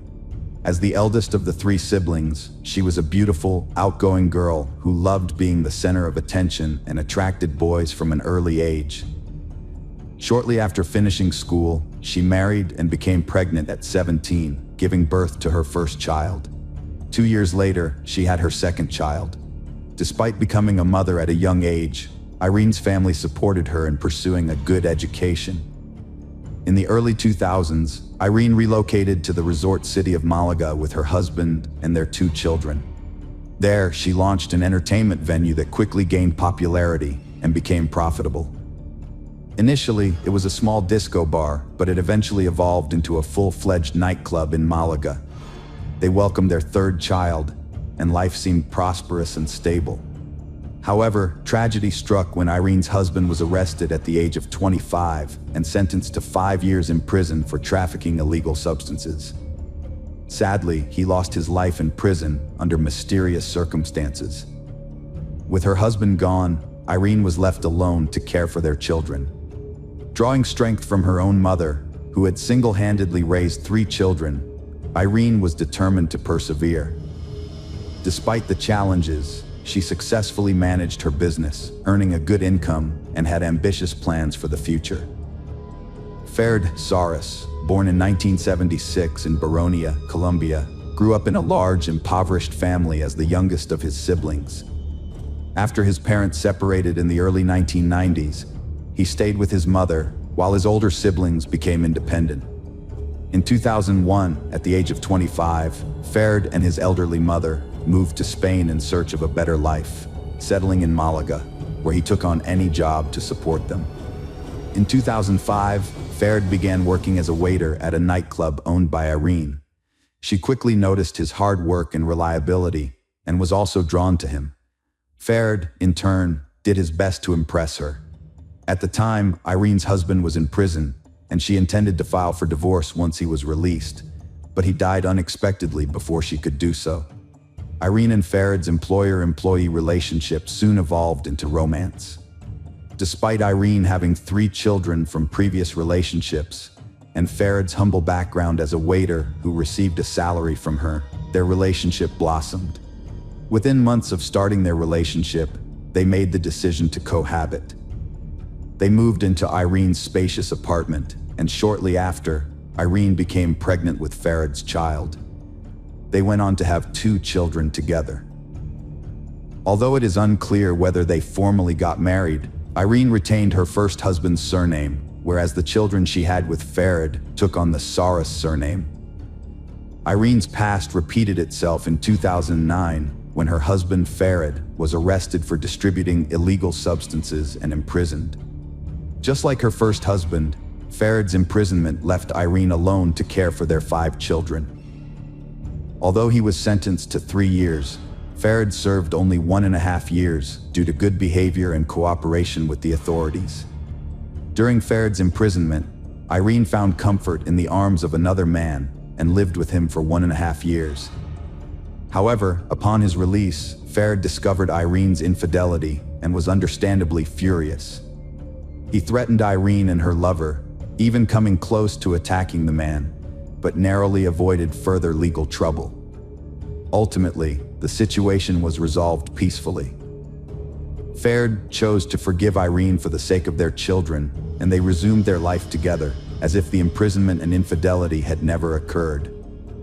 Irene's family members had always harbored doubts about Farad. Her mother and uncle disapproved of their relationship, suspecting that Farad was only interested in Irene's wealth. Additionally, Irene's older children from her previous marriage never accepted Farad, whereas the youngest, whom Farad had raised since the age of 2, saw him as a father figure. In early 2011, Irene's husband Farad told her he needed to visit his homeland of Colombia because his father was severely ill.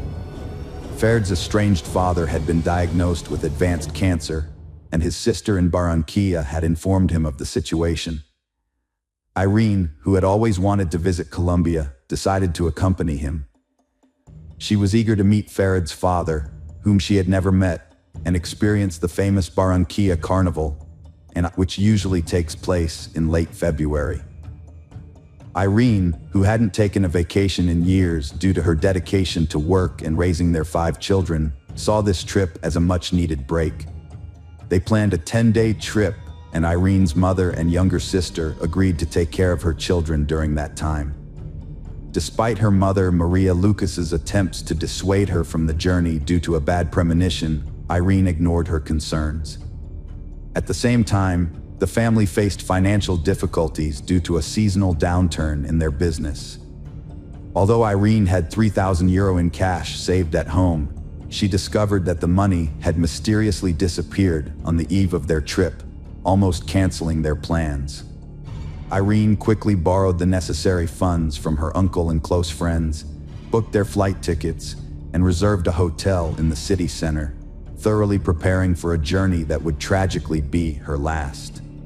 On February 27, 2011, Irene and her partner Farad arrived in Colombia after an uneventful flight and checked into their hotel. Irene called her mother to reassure her that they had arrived safely. However, 2 days later, Farad informed Irene's 14-year-old son that his mother had died. At first, Farad claimed that Irene had died in an accident, but it soon emerged that she had been murdered during a robbery at a bar in the Baronia neighborhood. The case quickly gained widespread media attention in Colombia, with reports suggesting that Irene, a Spanish tourist, had been killed by robbers who had fled the scene, prompting a massive police manhunt. However, the circumstances of the robbery and murder seemed suspicious. The attackers did not appear to have stolen anything, instead shooting Irene in the heart before fleeing in haste. Despite witnessing the shooting, Farad appeared calm during an interview with journalists, which did not match the image of a grieving widower. The Spanish embassy in Bogotá confirmed Irene's murder and announced that her remains would be repatriated after the necessary investigations. The exact events of the night of March 2nd remain unclear, and authorities are currently pursuing the attackers responsible for the senseless crime. Surveillance footage provided crucial clues in the mysterious death of Irene Cortez. The footage, captured by cameras at the scene of the crime, shed light on the events of March 1st. That evening, Irene and her partner Farid Garris had made plans to meet Farid's brother, his sister, and their spouses. The group of 6 friends spent the day at the carnival, took a stroll around town, and then headed to a local bar for dinner and entertainment, following Farid's suggestion. By 1 a.m., Irene, Farid, and his relatives were the only customers remaining at the bar. At around 2 a.m., 2 young men, who looked out of place, sat down away from the group. They didn't order anything and seemed uncomfortable, which caught the attention of the bar manager due to their suspicious behavior. Additionally, their youthful appearance prompted the manager to check if they were of legal age to be in the bar. When asked for their IDs, the young men refused to comply, and when told to leave, one of them pulled out a gun, aiming it at the manager. The other man produced a knife, but quickly moved out of the camera's view. The gunman pushed the manager aside and approached Irene's table, announcing that they were being robbed and demanding that they hand over their mobile phones and cash. The man with the knife reappeared, presumably to collect the valuables, while the gunman continued to threaten the group. However, he didn't get a chance to act. Faced with the gunman, Irene was ordered to stand up so that Farid could be searched. As Irene reached for her purse, the assailant suddenly lunged at her with the hand holding the gun. A shot was fired, striking Irene directly in the chest, causing her to collapse to the floor. The assailants then fled the scene without taking any valuables. Farid and his brother chased after the robbers, while his sister tried to stop Irene's bleeding, and his brother's wife called the emergency services. Unfortunately, the culprits escaped. The men returned to the bar, trying to aid Irene, but it was too late. The emergency responders arrived quickly, but Irene died on the way to the hospital, leaving behind a baffling case and a grieving family. A massive manhunt was launched to catch the perpetrators, followed by their arrest and trial for the robbery and murder that took Irene Cortez's life. With the city full of tourists for the carnival, law enforcement utilized all available resources to ensure their safety. The next day, the authorities apprehended the primary suspect, Brian Dario, who was identified as the gunman. Shortly after, Dario implicated his partner in crime, Juan Carlos. The 18-year-old Juan Carlos subsequently surrendered to the police, hoping to receive a more lenient sentence. During the interrogation, Dario claimed that financial difficulties, debts, and a sick child in need of expensive medical treatment drove him to commit the crime, a claim later supported by his relatives. He maintained that Irene's shooting was accidental, occurring when he tried to snatch her purse. Juan Carlos claimed he was an unknowing participant in the crime, saying that Brian had not shared his plans with him. According to Juan Carlos, Brian only asked him to provide backup in a job where he would carry a small knife purely for intimidation purposes, not to cause harm. He also claimed that once he realized Brian's true intentions, he left the scene. However, the surveillance footage told a different story, clearly showing Juan Carlos returning to Brian after he initially left. With both Juan Carlos and Brian in police custody and having confessed to the crime, it seemed like the case was closed, and they would soon be facing prison sentences. Dario was sentenced to 23 years in prison for robbery and homicide, while Carlos got 17 years.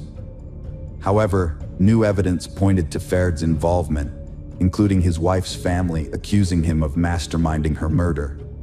A private investigator found that Farid had access to missing €3,000, which may have been used to pay Dario.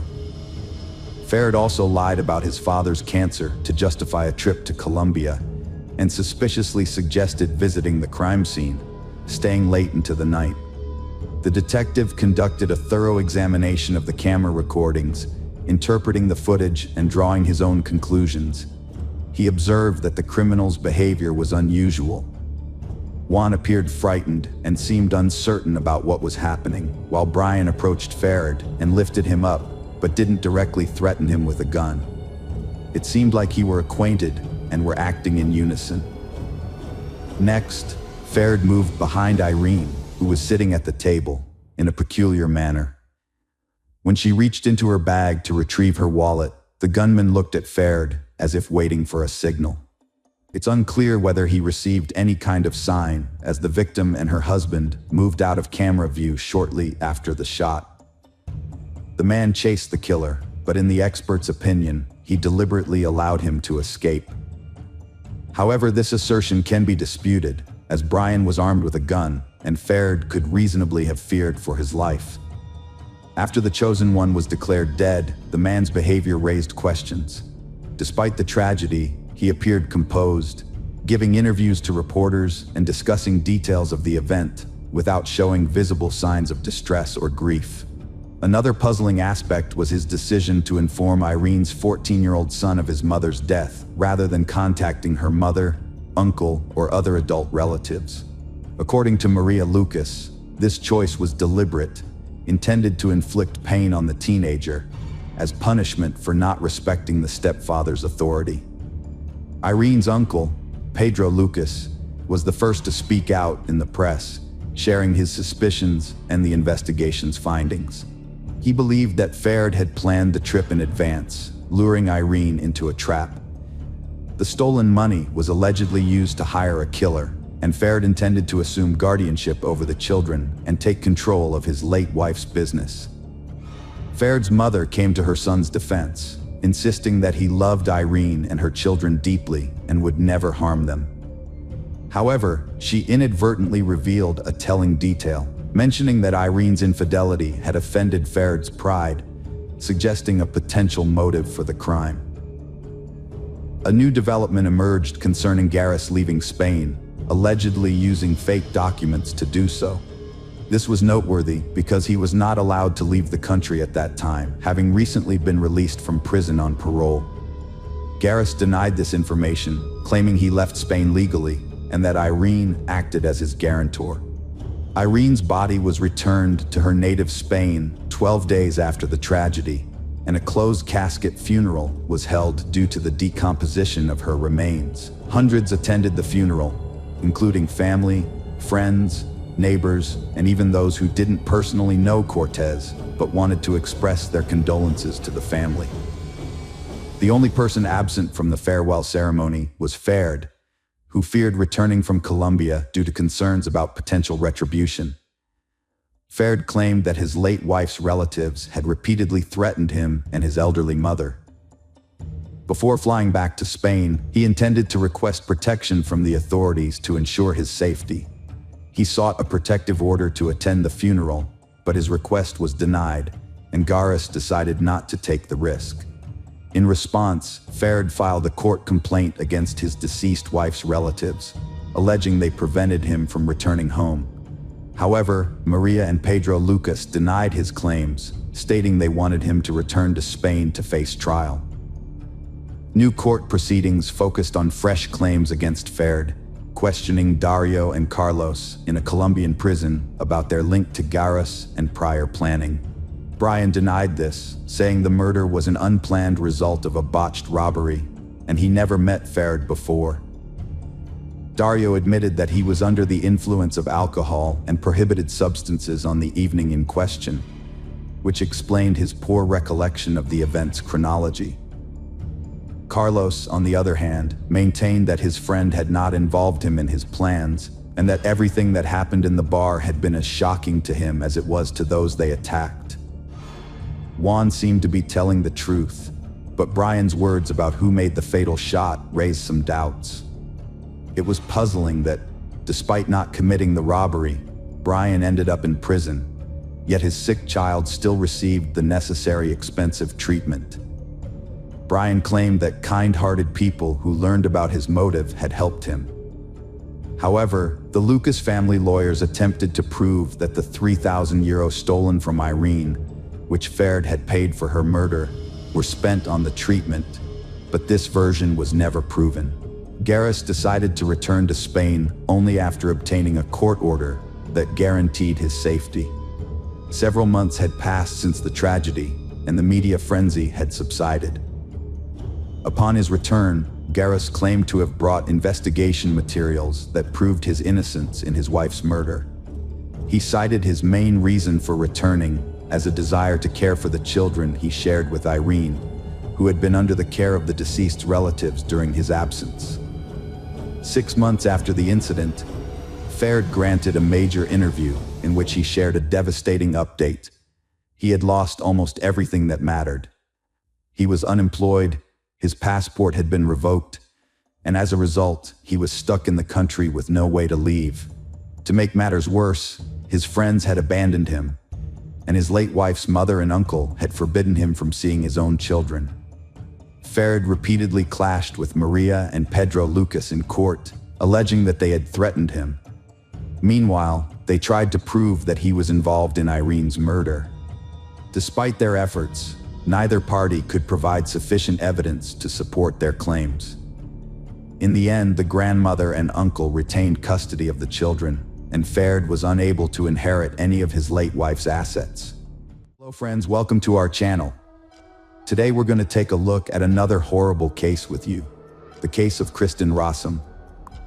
Kristen Rossum, a chemistry graduate student at San Diego State University, had the potential for a bright future. However, she is now serving a life sentence at a women's facility in Central California for crimes committed against her husband, Ralph, and Constance Rossum. Kristen is a mother of 3, and despite her efforts to prepare them for a successful future, her own life took a different turn. Her children were receiving a well-rounded education with regular schooling, tutors, and participation in extracurricular activities designed to develop their talents. However, Kristen, who was fragile and impulsive, struggled to maintain this pace. She began to skip classes and sought escape from her reality, initially finding comfort and forgetfulness in this avoidance. However, after consuming alcohol, the calming effect wore off, and Kristen became dependent on methamphetamine, the most addictive illegal substance in the United States. The drug induced clouds of paranoia, euphoria, and hallucinations, leading to Kristen's erratic behavior and detachment from reality, as well as a lack of parental attention.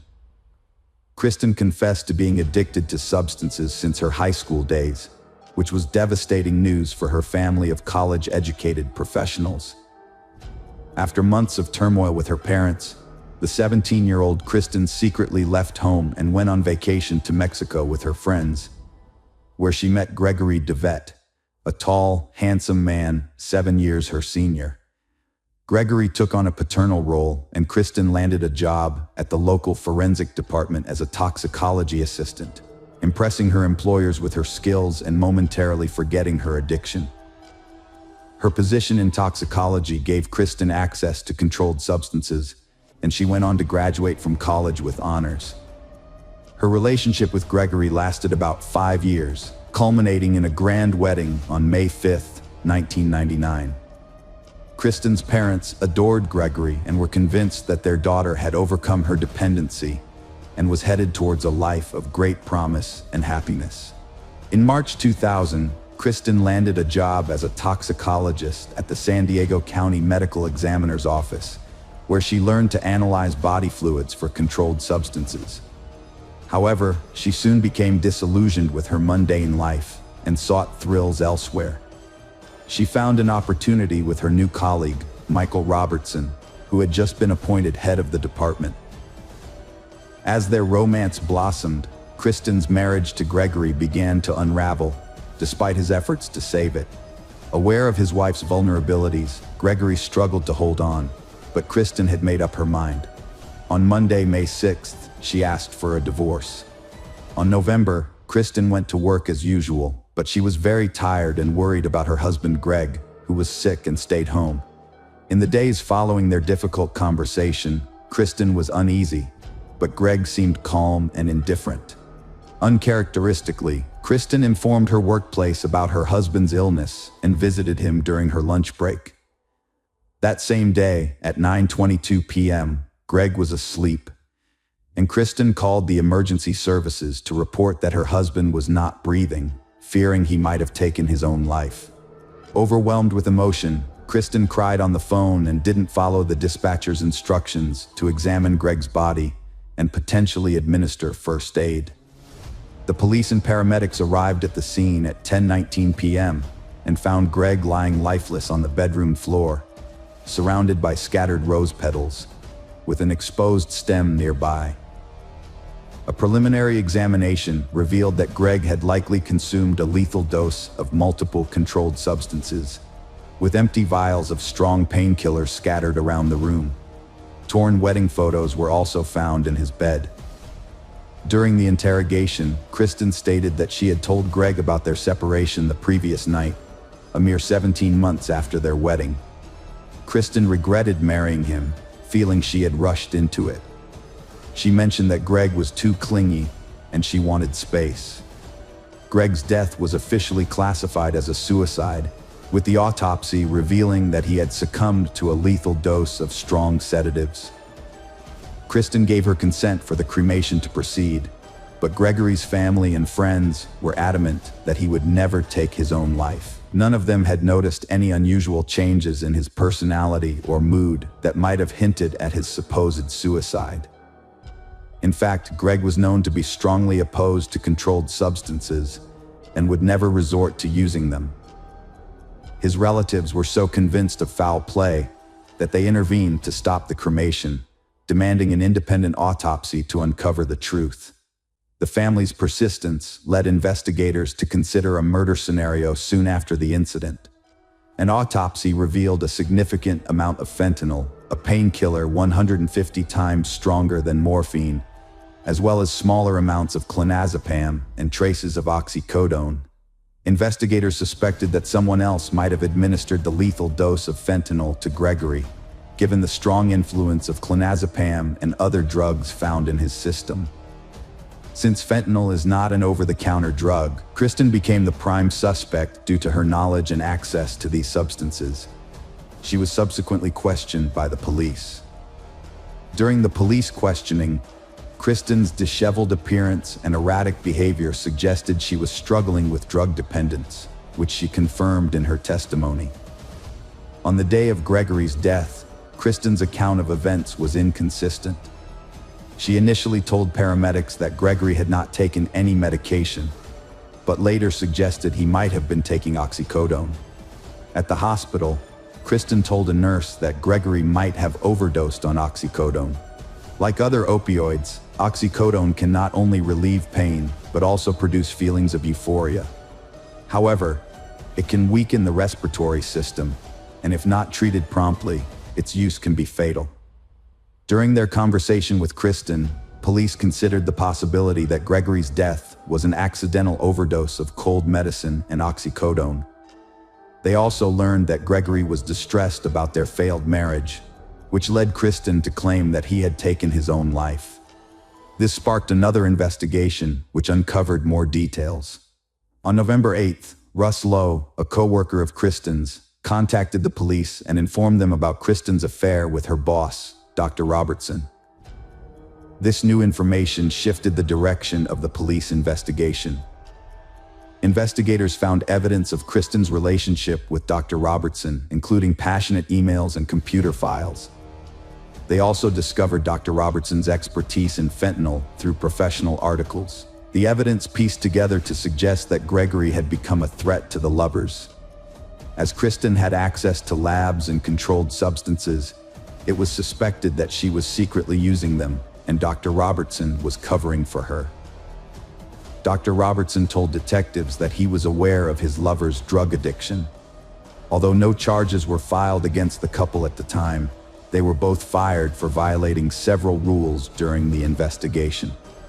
Serious trouble began for Kristen in January when police raided her house, finding drug traces and evidence of personal drug use. She was arrested but later released on bail. As the investigation progressed, new information emerged, including her diary, which was seized during the initial search. Apparently, Kristen tried to conceal her involvement and assert her innocence by creating the illusion that her husband Gregory's death was self-inflicted. On the day of his death, she bought a rose, revealing her internal motivations. The medical examination revealed that Gregory was unconscious for at least 6 hours before he died, and his death may have occurred an hour or an hour and a half before it was officially confirmed. Furthermore, bruises were found around the needle mark on his arm. A shortage of the drug that led to Gregory's death, as well as other controlled substances, were discovered at Kristen's workplace. Police believe Kristen poisoned Gregory with alcohol and fentanyl without his knowledge. Kristen was arrested on June 25, 2001, and charged with first-degree murder. After 6 months in detention, she was released on bail, and the first trial began soon after. The prosecution's main theory was that she killed Gregory because he threatened to damage her good girl reputation by revealing her repeated drug use and affair with Michael Robertson. The prosecution alleged that Kristen fatally poisoned Gregory with fentanyl, a synthetic opiate that is 80 times more potent than morphine. According to them, Kristen initially attempted to kill Gregory using clonazepam, but after this attempt failed, she administered the fentanyl. The prosecution also contended that Kristen subsequently staged the scene in the bedroom to give the impression that Gregory had committed suicide by tearing out pages from her diary, scattering rose petals around his body, and positioning a wedding photo nearby. The court was told that Kristen, a biochemistry graduate, used her knowledge of drugs and chemistry to kill Gregory. Prosecutors alleged that Kristen tried to make her colleagues at the medical examiner's office believe Gregory's death was a suicide by withholding information about the fentanyl. However, before the autopsy could take place, Kristen was transferred to a different laboratory, and attempts to alter the toxicology report were unsuccessful. It was stated that on the morning of November 6th, Kristen phoned the owner of Gregory's apartment to report his absence, then went to work. Her colleagues testified that about an hour after arriving at the lab around 9 a.m., Kristen was seen crying in her manager Michael's office. The apartment building where Kristen and Gregory lived reported seeing Kristen return home at 12:10 p.m. At 12:41 p.m., she visited a local grocery store, buying several items, including a credit card statement with red roses, which confirmed she was still alive a few hours before Gregory's death. Kristen made several calls to Dr. Michael Brian Blackburn, the San Diego County medical examiner who performed Gregory's autopsy. Dr. Blackburn testified that Gregory had been dead for at least an hour before the paramedics arrived. At the time of death, Gregory was in the early stages of bronchopneumonia, a condition that occurs when breathing secretions accumulate in the lungs due to unconsciousness or inadequate breathing. The doctor also noted that Gregory's bladder contained a substantial amount of urine, which would have caused significant discomfort if he were conscious. From this, Dr. Blackburn inferred that Gregory had experienced breathing difficulties for around 6 to 12 hours before his death.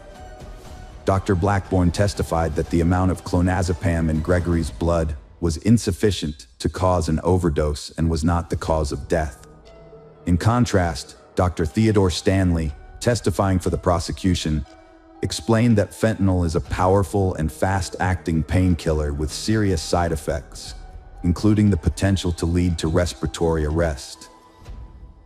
The speed at which fentanyl takes effect depends on how it is administered, with peak effects occurring approximately 16 hours after a transdermal patch is applied, 20 to 30 minutes after oral administration, 15 to 20 minutes after intramuscular injection, and within 5 minutes of intravenous injection. Dr. Stanley noted that fentanyl is not usually given orally because the liver breaks down about 65% of it, leaving only 35% to enter the bloodstream. Both Dr. Blackburn and Dr. Stanley were unable to provide a clear explanation for how fentanyl entered Gregory's system. However, Dr. Stanley suggested that the varying concentrations of fentanyl in Gregory's body, combined with evidence that he was unconscious and breathing shallowly in the hours leading up to his death, indicate that fentanyl may have been administered to him. Although the prosecutor could not definitively explain how Kristen poisoned Gregory, the evidence suggested that she might have applied a fentanyl patch to his arm while he was sleeping. The fact that 15 patches went missing from the lab where Kristen previously worked supports this possibility. The defense claims Kristen is innocent, acknowledging that fentanyl caused Gregory's death, but arguing that he intentionally took it to end his life due to desperation stemming from family problems. In court, Kristen testified that on November 6th, she woke up to find Gregory in distress. At 7:42 a.m., she called his employer to report his illness and absence from work. Kristen told the court she went to her job but returned home to check on Gregory, asking why he was so upset.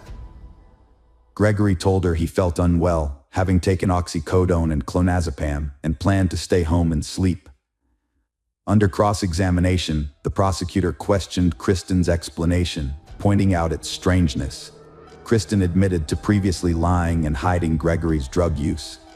The prosecutor suggested to the court that fentanyl was the ideal poison due to its difficulty in detection, knowledge Kristen likely acquired from her job.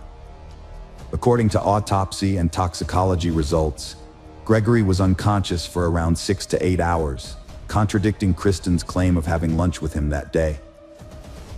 The defense argued that Dr. Blackbourne's finding of non-fatal blood levels of clonazepam was irrelevant because the combination of oxycodone, an opiate, and clonazepam, a benzodiazepine, can create a synergistic effect, making them more potent together.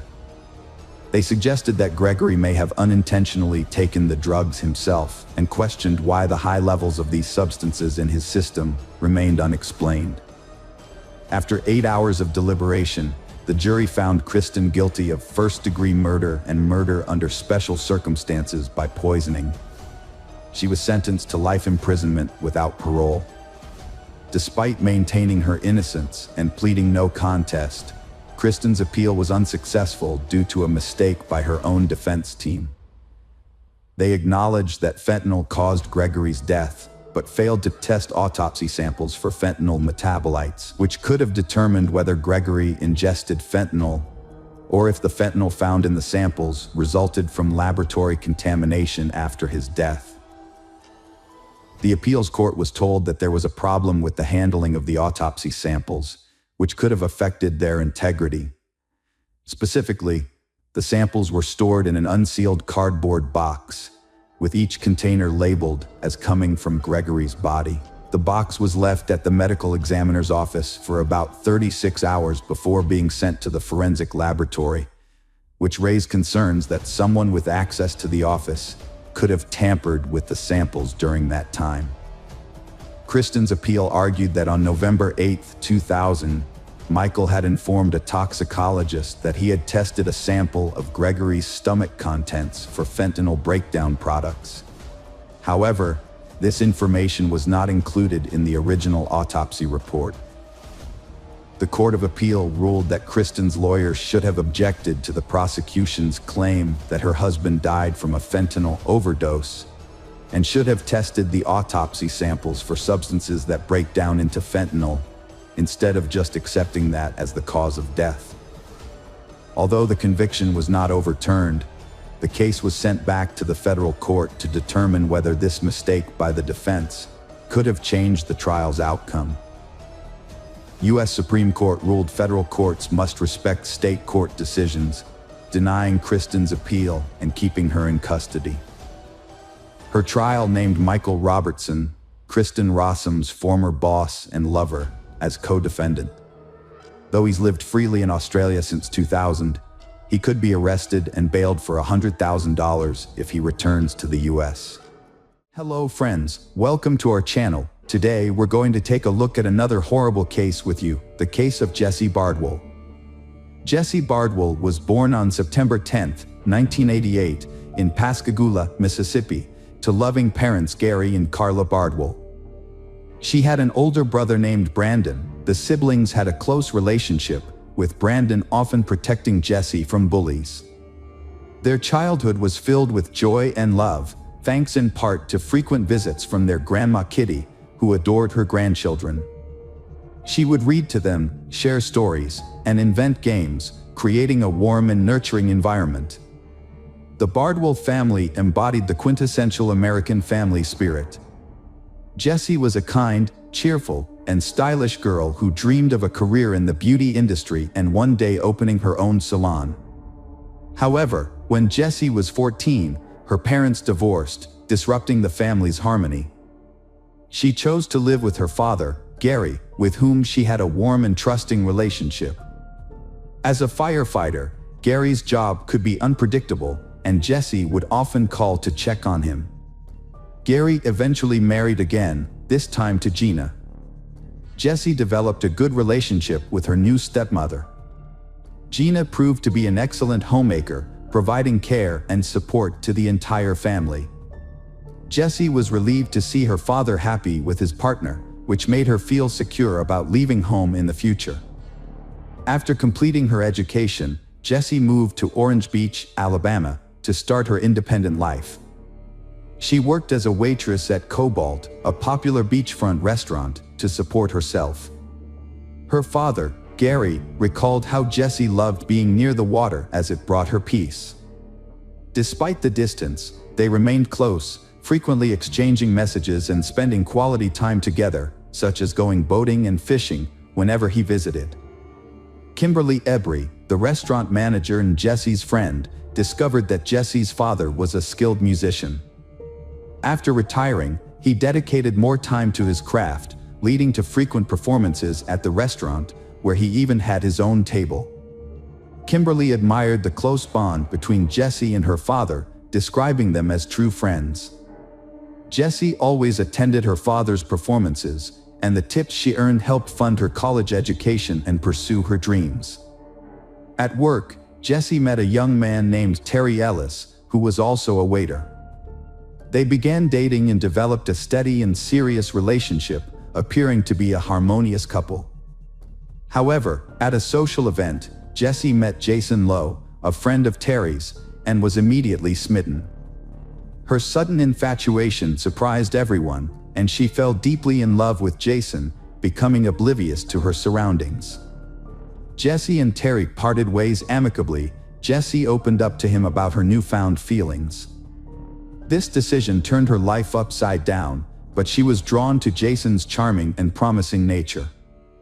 He was handsome, held 2 degrees, and had a decent job. Jason was polite and knew how to present himself well. For Jessie, her new feelings marked the beginning of a new life. When Jason learned about her dreams, he promised to fulfill them.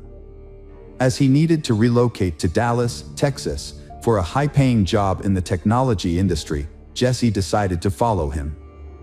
Jessie viewed the move as an adventure, rather than a life-changing decision.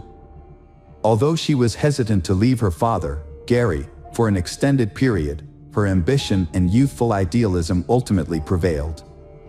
She kept her plans a secret from her father, fearing his disappointment and knowing he would be opposed to her decision. As a result, she didn't inform him of her plans, even when they spent their last Christmas together. Mr. Bardwell didn't notice anything out of the ordinary about his daughter Jessie's behavior initially.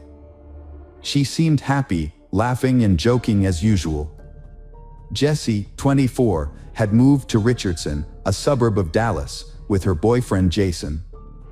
While Jason worked from home, Jessie was looking for a new job and scouting locations for her own salon. They had plans to get married and buy a house. However, Jessie's relationship with her father began to change drastically. They grew apart, and Jessie stopped answering her father's calls, which troubled Mr. Bardwell. It wasn't until speaking with Kimberly that Mr. Bardwell learned of Jessie's new boyfriend and her move out of state. He tried to reconnect with Jessie, but Jason controlled her communications. Mr. Bardwell's suspicions about Jason grew after meeting him when they visited Pascagoula. The father attempted to dissuade his daughter, Jessie, from returning to Texas, but she was resolute.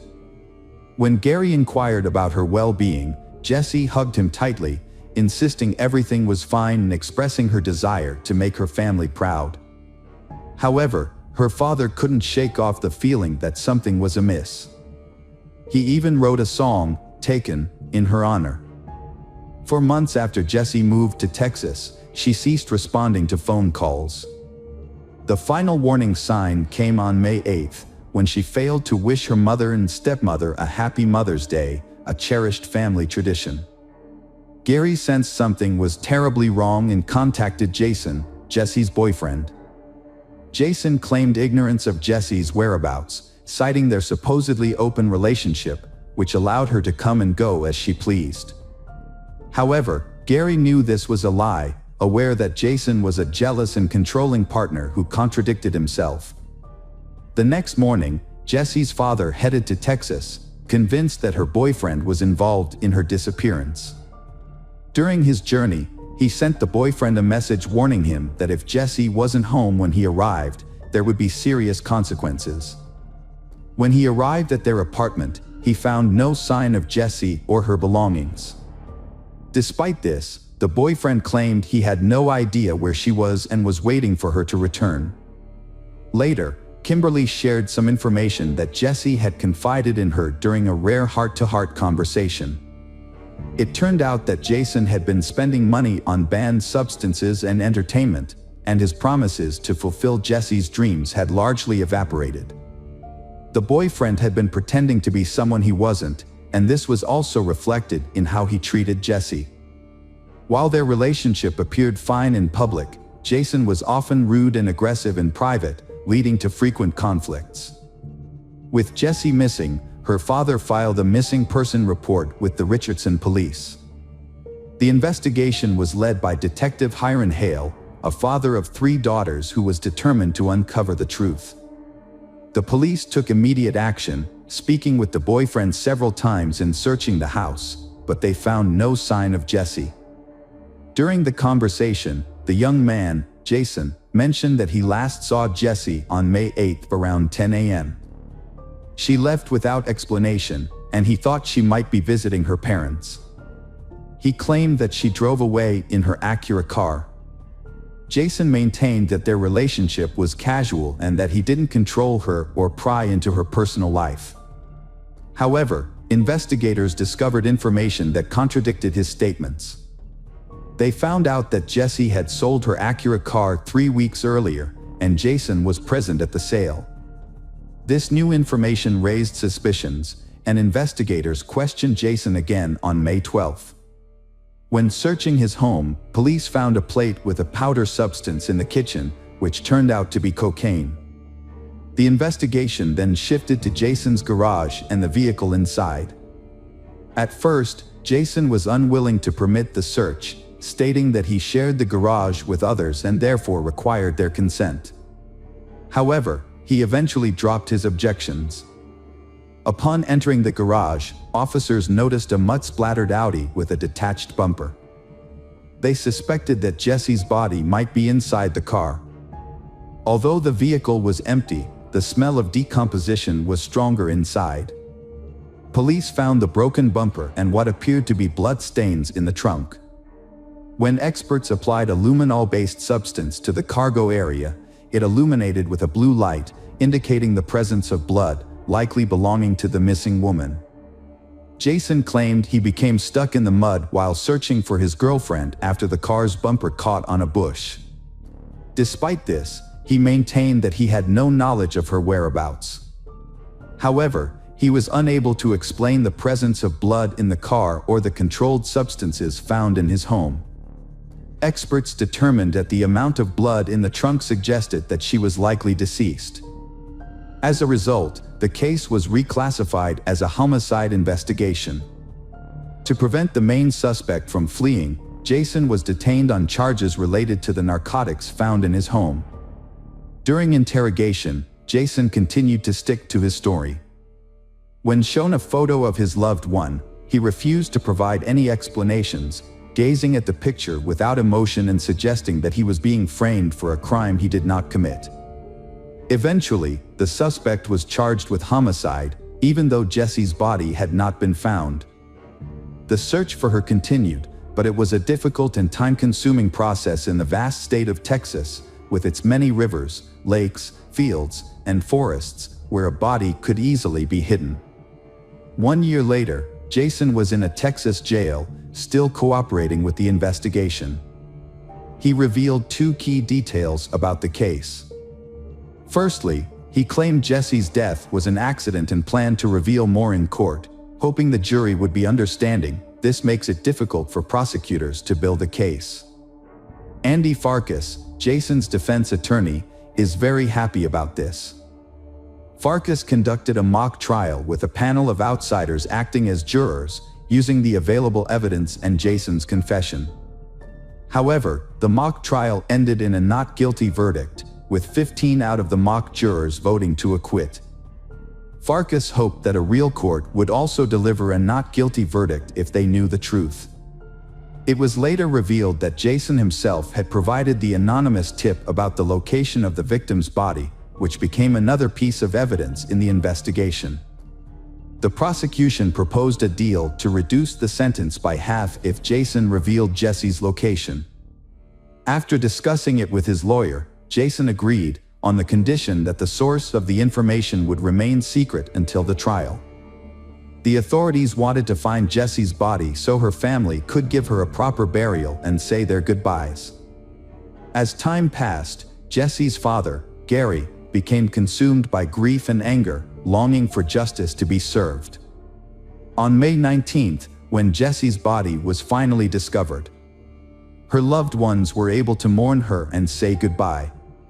However, when Gary received the autopsy report, he was shocked and appalled by the state of his daughter's body.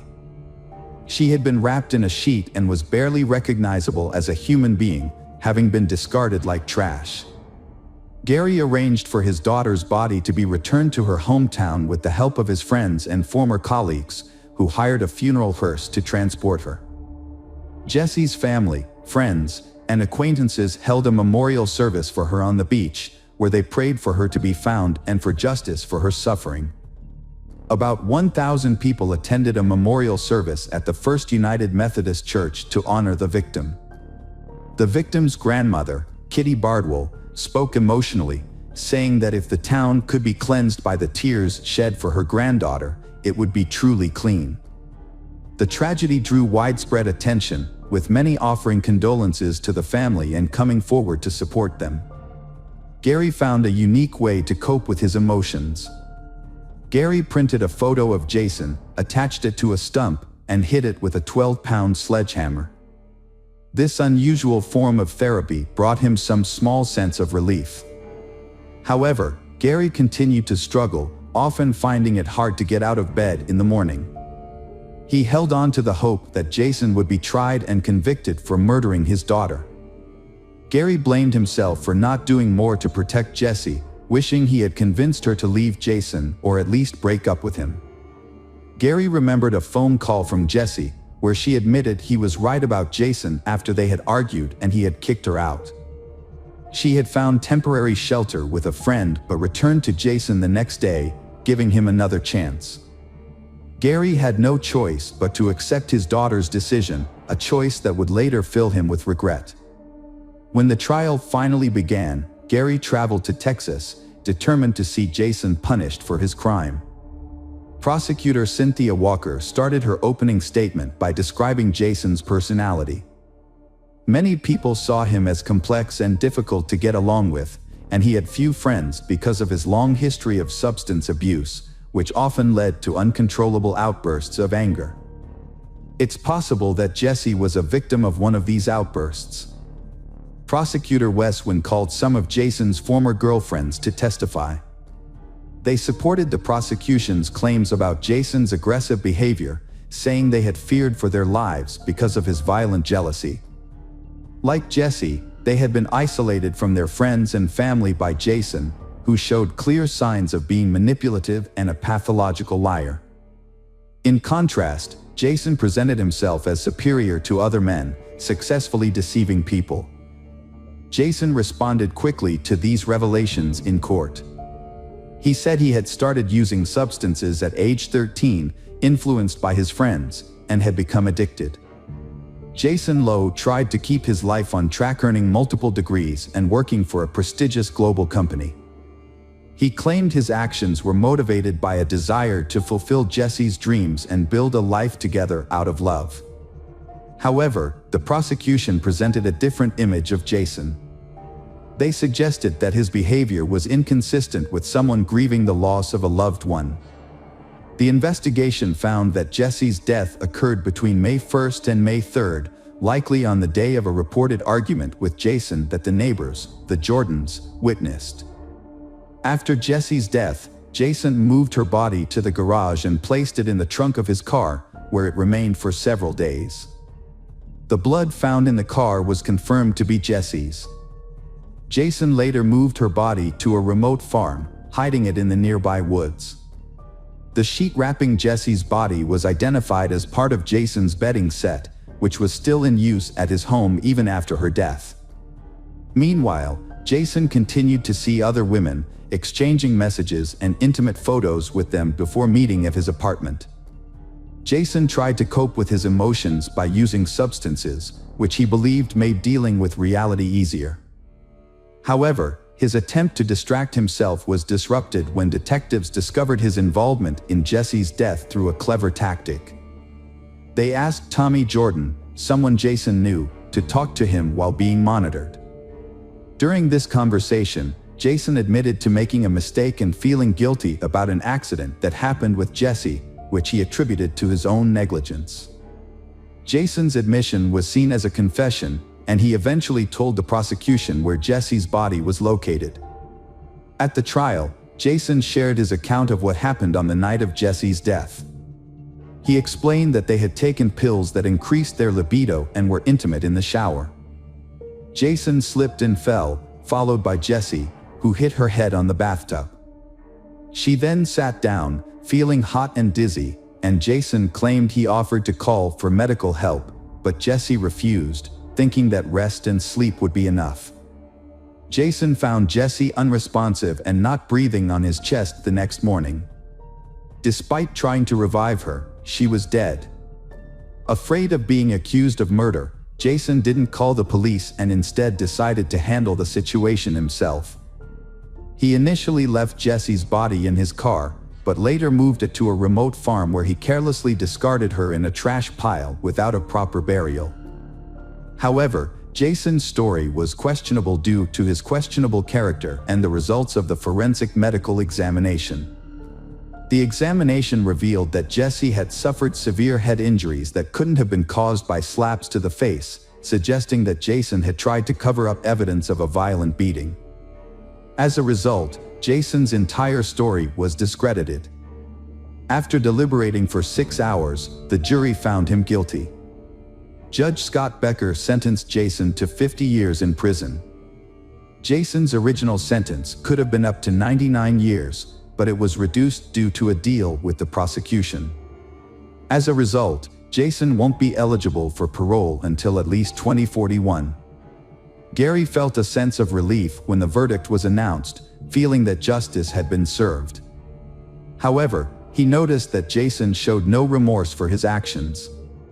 Interestingly, Jason's ex-girlfriends, including Chrissy Chambers, were present at the trial, with Chambers commenting that if she could give one piece of advice to others in similar situations, it would be to get away as soon as possible.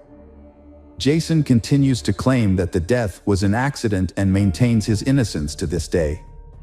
Sadly, Jason's girlfriend, Jessie, had already paid the ultimate price. Jessie grew up with a positive example of male behavior, courtesy of her father Gary, but tragically discovered Jason's darker side too late. This experience serves as a warning that some men can be deceiving, manipulative, hiding behind a charming exterior. Hello friends, welcome to our channel. Today we're going to take a look at another horrible case with you, the case of Vicki Roberts. Vicki Roberts was born in September 1984 in northwest England, where she was raised in a traditional and devoutly religious family. She was the younger of 2 daughters and was raised with strong Christian values. She attended a Christian school, where she also developed her musical talents and sang in the choir. Those who knew Vicki described her as a kind, friendly, and helpful person who was always willing to lend a hand. After completing high school, Vicki enrolled in university and took a part-time job at an IKEA store to support herself. It was there that she met Michael Roberts, and their initial friendship eventually blossomed into a romantic relationship. Michael was only a year older than her. Like Vicki, Michael balanced his studies with a part-time job at IKEA and made time for sports. He was also careful about his appearance and made a good impression on those around him. Vicki was initially put off by Michael's bold and outgoing personality, but she soon found herself developing strong romantic feelings for him. Michael was born in June 1983 in Warrington, Cheshire, to a family of modest means. His father was a successful chemical engineer who expected a lot from his two sons, particularly Michael, the eldest. As a result, Michael grew up with high ambitions and a strong sense of purpose. He was a diligent student and developed into a driven and accomplished individual. Michael was a social butterfly with many friends and was often the life of the party. However, he took the most pride on the love front. With his good looks, sense of humor, and charming personality, Michael was a catch. He was also intelligent and well-read, able to hold his own in conversations on a wide range of topics. Michael's parents had instilled in him the idea that he was exceptional, praising his intelligence, beauty, and potential for success. However, this upbringing may have also fostered narcissistic tendencies. Despite this, Michael felt a deep-seated need to live up to his parents' expectations and be the perfect son, driving him to strive for their approval. Michael had a series of brief relationships and frequently dated multiple people simultaneously. He was confident in his charm and enjoyed the thrill of pursuing women who seemed out of his reach. For Michael, this was a game, a challenge to be won. Vicky is one of the challenges he wants to conquer. She was a modest and unattainable woman who initially kept Michael at arm's length, refusing even casual invitations. Vicky was focused on her studies and spent her free time at church, leaving little room for dating or relationships. Michael, however, was determined to win her over. It took Michael a few months to win Vicky over, but eventually she agreed to go out with him. He had charmed her with his sweet gestures, flowers, gifts, and thoughtful surprises. He even invited her to meet his parents, who immediately took a liking to her and approved of their son's choice. Vicky was convinced that Michael was genuinely interested in her, so she gave in to his advances. He became her first serious partner, and she felt truly happy when she was with him. It seemed like fate had brought them together. Michael also appeared to be in love and ready to settle down, but their happiness was short-lived. From the outside, their relationship seemed perfect. They were both young, attractive, and full of energy and ambition, with big plans for the future. Vicky soon discovered that Michael had a strong and adventurous approach to sex, with a high sex drive and a desire to try new things in the bedroom. At first, Michael didn't pressure Vicky to engage in certain activities, fearing she would leave him. However, once he felt secure in their relationship, he revealed his true desires. Vicky, a modest and religious person, was shocked but deeply in love with Michael and trusted him, keeping their private life a secret. Things took a turn when Michael proposed to Vicky, and she happily accepted, believing that marriage would bring an end to his experimental behavior. However, her closest friend began to notice Vicky covering up bruises and marks under her clothes. When confronted by her friend, Vicky initially denied any wrongdoing by Michael but eventually confessed that the marks were a result of Michael's affinity for bondage, toys, and other devices during their intimate moments. Vicky confided in her friend that she and Michael had intimate relations up to 5 times a week. Michael considered himself a skilled lover, viewing intimacy as an art form and a means of self-expression. Although he would occasionally compromise when Vicky refused to participate in his more extreme and reckless experiments, he usually managed to persuade her to give in to his desires. After graduating, Vicky became pregnant unexpectedly and decided to change careers. She soon landed a job as an account manager at a logistics company. Michael also left his job at IKEA and became a sales consultant at a large electronics retailer, selling phones, laptops, and other gadgets. Thanks to his charisma and persuasive abilities, he consistently exceeded his sales targets and quickly became one of the top-performing employees.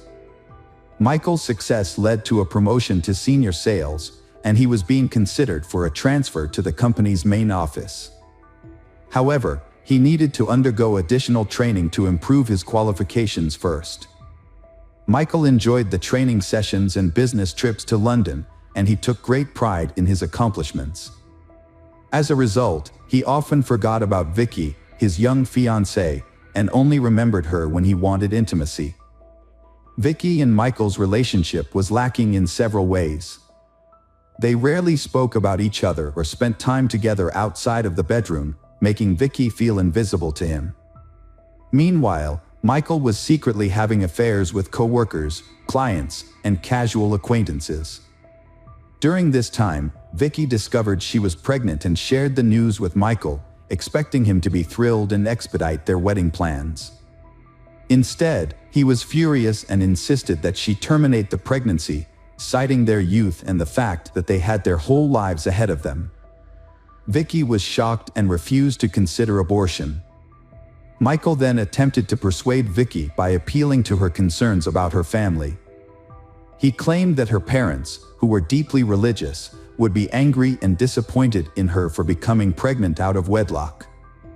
However, Michael promised that if Vicky agreed to have an abortion, they could keep and plan to have children after they were married. Vicky was faced with a tough decision, but Michael's persistence eventually won her over, and she went to the hospital. Unfortunately, the experience was complicated, and Vicky had to stay in the hospital for a few days. It took her nearly 3 weeks to recover. During this time, her doctor strictly advised her against intimate relationships. When Michael found out, he became furious. It was then that Vicky realized Michael had mental health issues and an addiction to sex. Without intimacy, he became unbearable, frequently leaving the house, citing urgent work matters. Vicky suspects Michael is having an affair, and she hoped that getting married would help him change his ways and be more committed to their relationship. As it turned out, their relationship was loveless, and Michael was leading a double life. Their 2-year engagement was just a convenient arrangement for him, as he had a loyal partner waiting for him at home, taking care of the household, while he maintained a string of mistresses on the side, which he frequently replaced. Vicky always trusted Michael and forgave him whenever he cheated, as long as he promised it wouldn't happen again. However, as time passed, Vicky began to pressure Michael into getting married, as she wanted to start a family and have children. Her parents also brought up the topic frequently, but what really pushed Michael to consider marriage was the insistence of his own parents, whom he didn't want to disappoint. Michael's parents adored Vicky, thinking she was perfect for their son. They constantly asked and they would tie the knot and give them grandchildren. With the help of his parents, Michael and Vicky organized a grand wedding, complete with a white dress, limousine, and a beautiful ceremony. The newlyweds appeared to be in love and happy, with a long life ahead of them. After the wedding, they settled into a large, cozy house in a prestigious area of Warrington, close to Michael's parents. Despite their marriage, Michael didn't truly love Vicky. It was more of a way to appear normal to others. Vicky never expressed her concerns about Michael's unusual behavior and frequent infidelity, allowing him to freely change partners. Meanwhile, Michael's career was thriving. He received a promotion and a significant salary increase after being transferred to a new office. His direct supervisor was Carrie Hall, the head of administration at Phones for You. Carrie was a decade older than Michael, divorced, and raising her son independently. Despite her tough exterior, she was attractive, well put together, and strong-willed, as her position demanded. For a while, she ignored Michael's subtle advances, but to him, her indifference was a signal to take action. Michael set out to win over Carrie, using his natural charm and eloquence to capture her attention.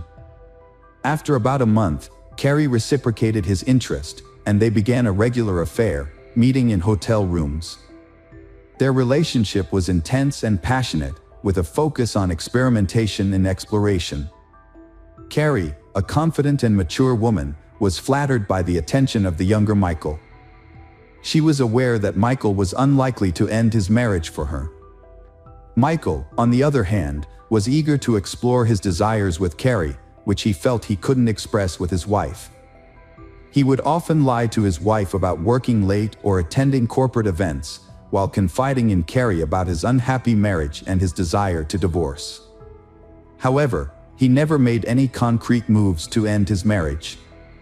The affair lasted for over a year, with Carrie seemingly content with the arrangement. She made no demands from Michael to leave his wife and was satisfied with their clandestine meetings and the excitement they brought.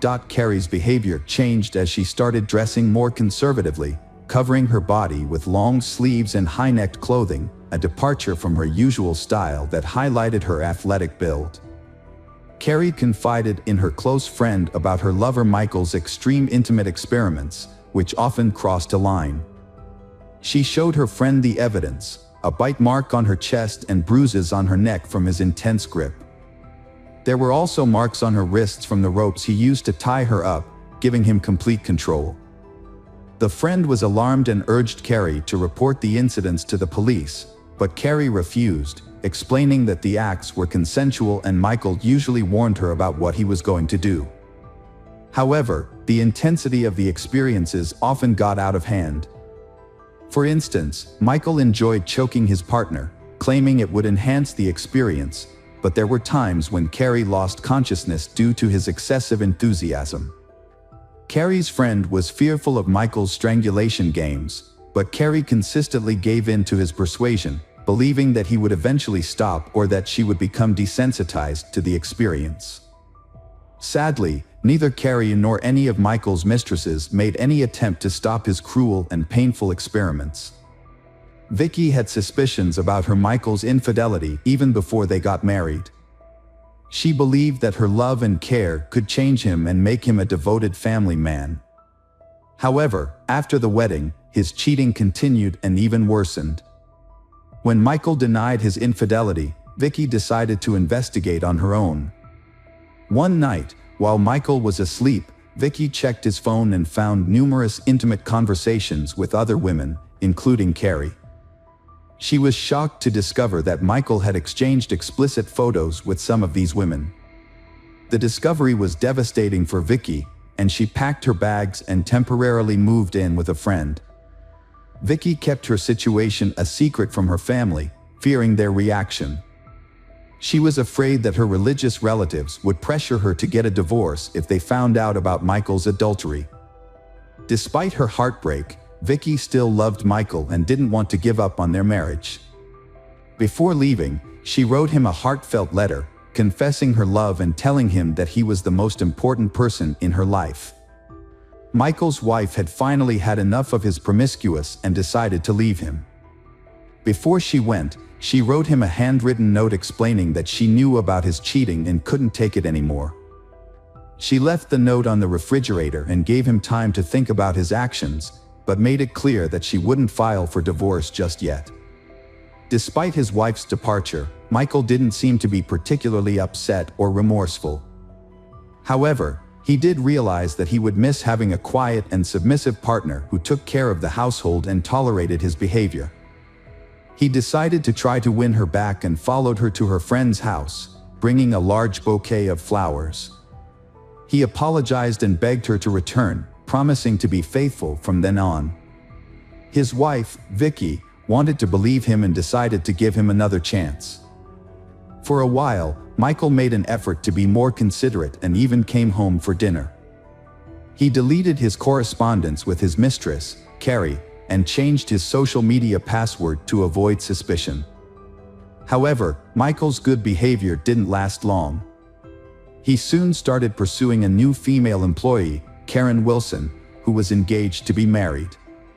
Despite her initial reluctance, Michael persisted in his pursuit of her, and they began an affair. Meanwhile, he continued to see Carrie on the side, juggling multiple relationships at once. He became infatuated with a new woman and ended his relationship with 33-year-old Carrie Hall after 2 months, as he had grown tired of her. He told Karen a fabricated story about being unhappy in his marriage and claimed he was willing to leave his wife for her. Karen believed him, and they had an intimate encounter in the office. A week later, she ended her engagement, expecting Michael to follow through on his promise. Michael had no intention of divorcing his wife, Vicky, but he wanted to keep his new mistress. To keep her happy, he lied to her, telling her that he had already filed for divorce and was living with his parents. However, Vicky soon became suspicious that Michael was still cheating on her. She decided to take action and gathered evidence of his adultery. While Michael was in the shower, Vicky took his phone but found nothing incriminating because he had deleted all his text messages and changed his social media password. Undeterred, she waited until he fell asleep and then took his work laptop, where she found his social media account still logged in. There, she discovered messages between Michael and his new girlfriend, in which he professed his love and claimed to be divorcing Vicky and living with his parents. Vicky was shocked and took screenshots of the messages as proof of Michael's infidelity. She also found receipts for hotel rooms in his wallet. The next morning, she confronted Michael, presenting him with the evidence adultery. For the first time in their relationship, she lost her temper. Michael was taken aback and tried to apologize, promising it would never happen again. However, Vicky threatened to tell his parents about his infidelity, hoping they could talk some sense into him since she couldn't. Michael was enraged by his wife Vicky's threat to tell his parents about their problems. In a fit of anger, he slapped her. Vicky then got up and said she would go to his parents immediately, heading for the door. Michael caught up to her, grabbed a heavy jewelry box from the dresser, and hit her in the head twice, knocking her unconscious. He then strangled her with his bare hands until she stopped breathing. Feeling no remorse, Michael wrapped Vicky's body in a blanket, placed it in large garbage bags, and carried it to the garage. He quickly cleaned the house, packed up most of Vicky's belongings, and removed them. He then invited his lover, Karen, over, and they had dinner, had fun, and made love in the same bedroom where the murder had taken place. The next day, Michael ran off with Karen. He told his parents that Vicky had left him for another man, even showing them fake messages from Vicky's phone, which he had sent himself. He went to his parents' home, sobbing on his mother's shoulder, pretending to be distraught over his wife's supposed infidelity. Michael sent his parents-in-law messages saying that their daughter had left him for another man. He also told them to give her space and not to bother her. The messages claimed that Vicky had fallen out of love with Michael and had moved in with someone else. Her parents were shocked and tried to contact Vicky to hear her side of the story, but she refused to answer their calls, only responding with messages asking for time.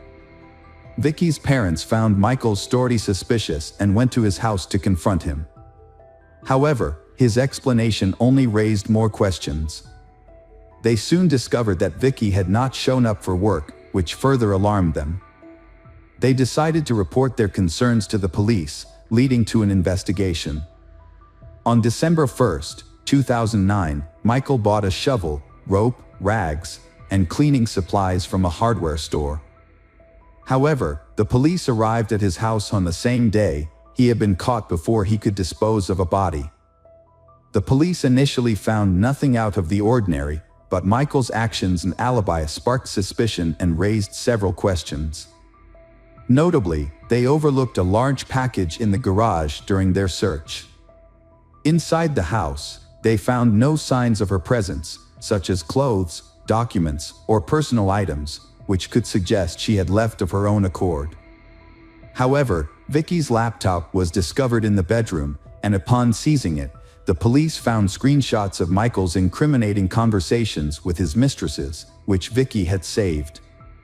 The investigation took a significant turn when authorities made a geolocation request to Vicky's cell phone, which had been regularly sending messages to her husband and relatives. To everyone's surprise, the phone was found to be located in the marital home of Vicky and Michael. This led to a second, more thorough search of the Roberts residence. During this search, a suspicious package was discovered in the garage, and its contents shocked all who were present. However, in a stunning twist, Michael, who had been cooperating with the police, suddenly vanished into thin air. He had taken a wallet containing cash, which allowed him to evade capture for several days. After his money ran out, Michael turned to one of his mistresses, Lavinia T., and asked if he could stay with her for a while. However, when Lavinia heard on the news that Michael was wanted for his wife's murder, she immediately contacted the police and reported his whereabouts. Eventually, he was arrested, put on trial, and convicted. When the authorities arrived to arrest Michael, he claiming he was innocent of the crime. A man claimed that his wife died accidentally during a consensual sex game where she asked him to strangle her with a rope belt, but he lost control. However, forensic experts disputed this claim, finding that she was actually strangled with bare hands, attacked from behind, and had 2 severe head injuries that occurred before her death, which were unrelated to the alleged sex game. The trial began in January 2010, with the defendant, Michael Roberts, maintaining that his wife's death was an accident and hoping for a lenient sentence. However, the autopsy results revealed a different story. Roberts had intentionally hit his wife on the head twice, then strangled her, and hidden her body in the garage. As a result, Roberts was convicted of first-degree murder and sentenced to life in prison. Hello friends, welcome to our channel. Today we're going to take a look at another horrible case with you. The case of Lindsay Birbeck. Lindsay was born in Blackburn, Lancashire, northwest England. She and her husband, Tim Birbeck, separated in July 2018, but they continued living together until March 2019.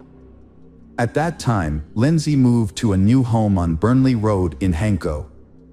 As a mother, Lindsay cared for her 2 adult children, Divin, 20, and Sarah, 17. Professionally, she worked as a teacher's aide at Atton Hill Elementary School in Burnley. She enjoyed being around children and was known for her artistic talent. Lindsay would often go the extra mile to create impressive props for school productions. On August 12, Lindsay went for a walk in the wooded area of Coppice, near her Hanko home. However, when her daughter Sarah and Sarah's boyfriend Brandon arrived at the house for a scheduled tea party, Lindsay was nowhere to be found. This was unusual, as Lindsay was not one to forget appointments. Sarah tried calling Lindsay multiple times, but there was no answer. She sent Lindsay a text message saying, "Where are you? We sat outside for an hour and called 6 times." When Lindsay didn't respond, Sarah sent another message with a series of question marks, but still received no reply. After waiting for an hour outside Lindsay's house, Sarah called her father, Tim Birbeck, since her mother was not home and not answering her phone. Tim took Sarah and her brother Brandon to his house around midnight. Later, Sarah and Tim went back to Lindsay's house with a spare set of keys, but Lindsay was nowhere to be found. The house looked undisturbed, and there were no signs of anything out of the ordinary or a note explaining Lindsay's whereabouts. At 12:11 a.m. on August 13th, Tim contacted the police to report Lindsay missing, stating, "Lindsay seems to be missing. We can't find her." Lindsay's disappearance shocked the community, prompting a massive search effort. Hundreds of people, including families with strollers and teenagers, joined the search, even if they didn't know Lindsay personally. After days of searching, posting on social media, and putting up posters, the community gathered at a local spot called Coppice for 2 days, hoping to find a clue to help solve the mystery of Lindsay's disappearance. The search continued non-stop despite the challenges. Thousands of posters with Lindsay's picture were distributed throughout the neighborhood. A Facebook group to aid the search gained 10,000 members.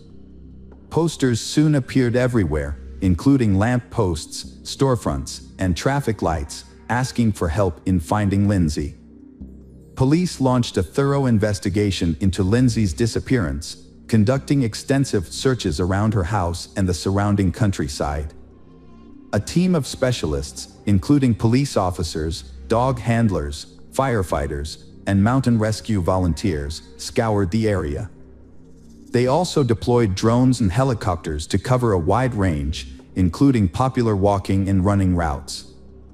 For days after Lindsay went missing, police released CCTV footage showing her last seen walking along Burnley Road towards Coppice at 4:10 p.m. She was wearing a distinctive purple jacket, black leggings, and dark sneakers with white soles. As a week passed since her disappearance, hopes of finding Lindsay alive began to dwindle. Despite the efforts of the police, her whereabouts remained a mystery. However, the police emphasized that there was no evidence to suggest she was the victim of a crime, leaving a glimmer of hope that she might still be found alive. That evening, hundreds of local residents joined forces for the first mass public search of Coppice, following a rallying call on social media. A local resident's dog ran into the woods at Errington Cemetery, prompting its owner to follow. The dog didn't respond to its owner's calls, instead hiding its head in the bushes and sniffing at something. As the owner approached, they felt something soft underfoot, which frightened them. A terrible smell and swarming flies surrounded a plastic bag, with what appeared to be a foot visible. On August 24th, Lindsay Bobek's body was discovered 12 days after her disappearance. Her naked body was buried in the cemetery, wrapped in 2 clear plastic bags and mixed with earth and grass, in a shallow grave. With this discovery, the search for Lindsay Bobek was concluded, and a murder investigation officially began. Pathologist Dr. Naomi Carter conducted an autopsy and found that the cause of death was a broken neck, likely caused by a forceful blow from a foot or knee. The trauma was so severe that the entire larynx was crushed. Additionally, it appeared that someone had attempted to cut off the right leg after death, possibly using a saw, leaving a large laceration that cut down to the bone. Due to the poor condition of the body, Dr. Carter had difficulty determining the full extent of the injuries. While she couldn't rule out the possibility of sexual activity on the day of the disappearance, the level of decomposition made it impossible to confirm.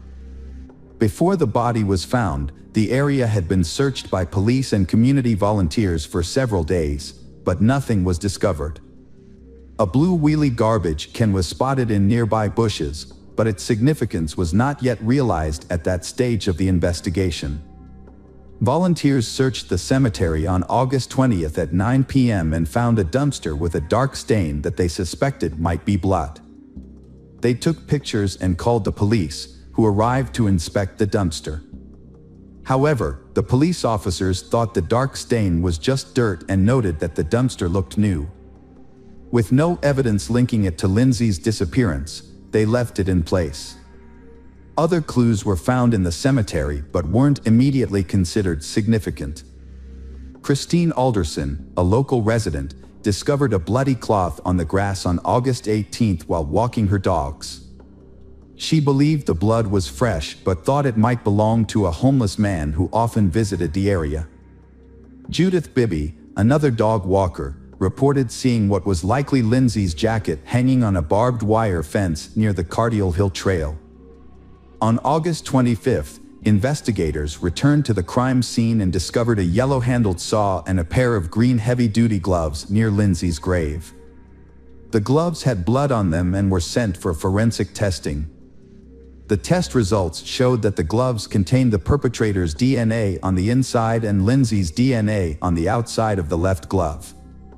Additionally, investigators found a pair of Lindsay's Skechers sneakers in a blue plastic bag in the cemetery. The shoes had been cut along the sole. Further examination revealed that Lindsay's body was wrapped in plastic sheeting, with foliage and grass that didn't match the cemetery grounds between her body and the sheeting. This led investigators to believe that Lindsay's body had been moved from another location. The discovery of the moved body led detectives to recall a blue trash can that had caught the attention of volunteers. Upon reviewing CCTV footage, police officers made a surprising discovery that left the investigation team perplexed. Several images showed a young man pulling a blue wheelie garbage can in the Burley Road area over the course of a few days. A CCTV camera caught the same individual returning to the cemetery on 4 separate occasions. This footage helped identify a suspect. A video of the young man carrying a trash can down the street, possibly containing Lindsay's body, gained widespread attention. The video was broadcast on the news with a request for help identifying the individual, which proved successful. The individual in the video was identified as Rocky Marciano Rocky, a local resident who lived with his parents and 5 siblings on Winnie Hill Road in Arrington. The Rocky family had resided in this home for approximately 3 decades. Rocky struggled with a range of mental health issues, including autism, attention deficit disorder, and hyperactivity, which he had experienced since childhood. Additionally, his low IQ presented challenges with learning and communication. Rocky attended an alternative school in Barnoldswick several days a week, where teachers described him as a quiet and nonverbal student. In 2015, a psychologist evaluated Rocky and found he had difficulty understanding his emotions and how they related to events. A 2016 report noted that Rocky was unresponsive to strangers and required constant supervision. According to Timothy Bradley, a teacher at his school, Rocky showed little interest in academics, preferring practical activities. He rarely engaged in conversations, even about topics that interested him. Rocky was physically strong and enjoyed activities like going to the gym, caring for chickens, and playing Xbox. Rocky often seemed detached from reality and unaware of his actions. His attack on Lindsay Bubek appeared to be motivated by a desire to kill a woman, and she happened to be in the wrong place at the wrong time. The murder was a random act committed by a stranger. On August 12, 2020, 1 year after the crime, Rocky Marciano Rocky went on trial. After an 8-day retrial and 4 hours of deliberation, the jury delivered a unanimous guilty verdict. Rocky, 17, showed no reaction via video link from Her Majesty's Prison, Wetherby. His parents, present in court, also remained expressionless. Rocky had pleaded guilty to aiding in the disposal of Lindsay's body but denied any role in her death. He claimed a male stranger approached him and offered a fee to help bury she. In a prepared statement, Rocky admitted to moving the garbage can and burying the body, but maintained he had no involvement in Lindsay's death. However, evidence collected from his home in Arrington, including identical plastic bags found at Lindsay's grave and a tracksuit matching the one he wore in surveillance footage from August 12, 16, and 17, contradicted his claims. Defense attorney Mark Van Hull stated to the jurors that although Rocky committed a reprehensible act by burying her body in the cemetery, he maintains that Rocky was not responsible for her death, despite the substantial evidence against him. The judge sentenced Rocky to life in prison with a minimum term of 16 years.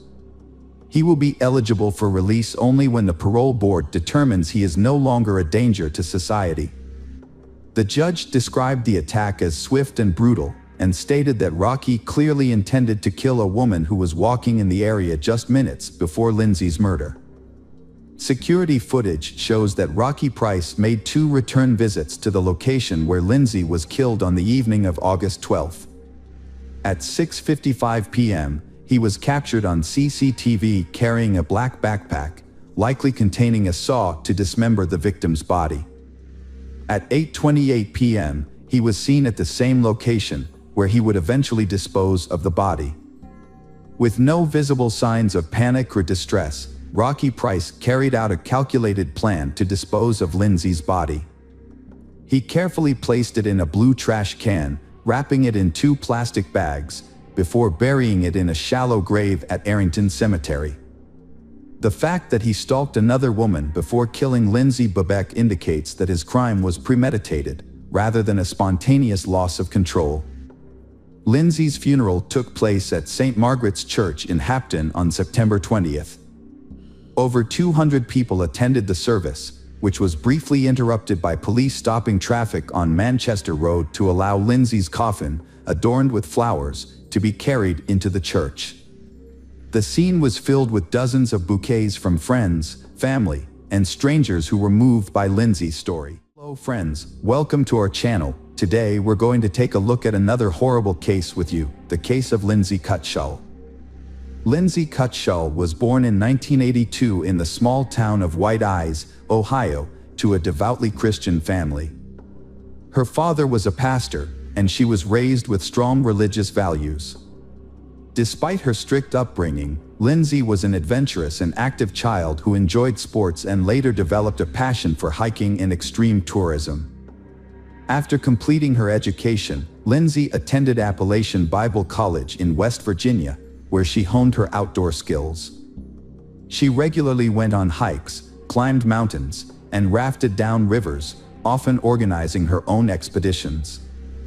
Lindsay's dream was to establish a summer camp for children and teenagers, where she could teach them wilderness survival skills, rafting, and other outdoor activities. Jason Allen was born in 1978 in Zeeland, Michigan, to a deeply religious family. As a teenager, he became fascinated with hiking and wilderness survival. Jason was a tall, athletic, and charismatic individual who possessed natural leadership qualities, which drew like-minded people to him. He was passionate about exploring new heights and mastering outdoor skills. Lindsay and Jason met in 2002 during a hiking trip in the Appalachian Mountains. At the time, Lindsay was still a student, while Jason worked as a mountain guide and climbing instructor. They quickly formed a connection after meeting for the first time, leading the young man to ask for her hand in marriage just 6 months later. Both sets of parents gave their approval, and the young man proposed to his girlfriend with a beautiful diamond ring. Shortly after, he gave her a second engagement ring. As a couple, they made ambitious plans for their future. They intended to get married in September 2004 and buy a spacious house to raise a family. But things didn't turn out as expected. Before their wedding, they worked as senior counselors at a Christian summer camp called Rock and Water in California's El Dorado County. Their goal was to gain experience and eventually open their own camp after the wedding.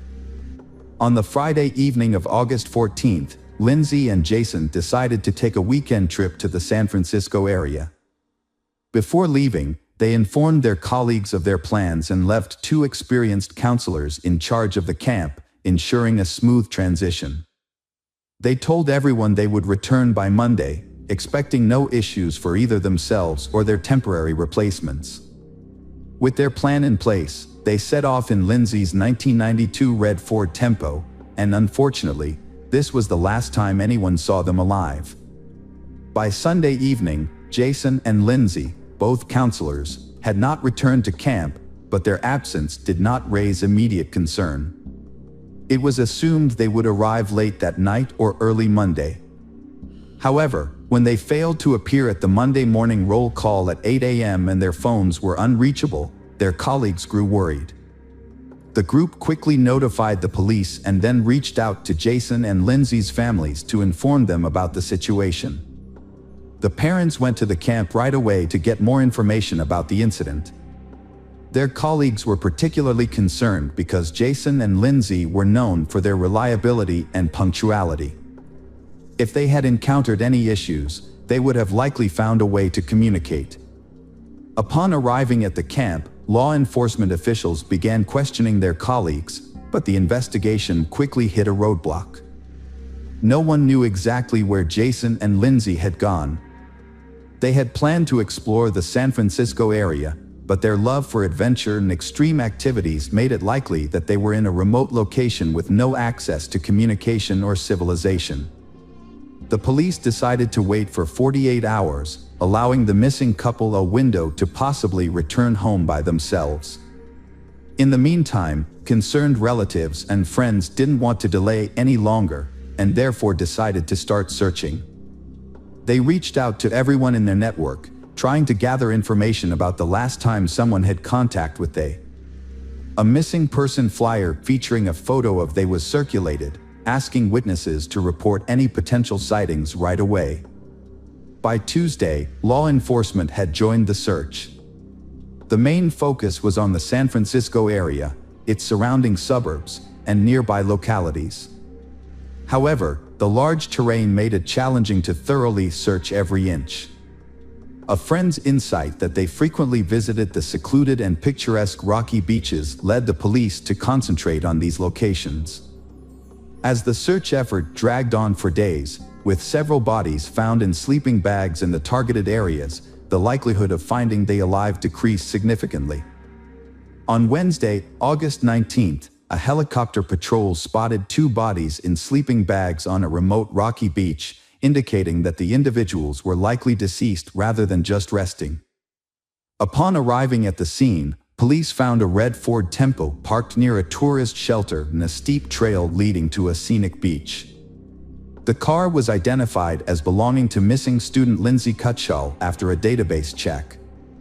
As officers descended the trail, they discovered 2 people in sleeping bags, who initially appeared to be sleeping. However, they did not respond to calls or noise.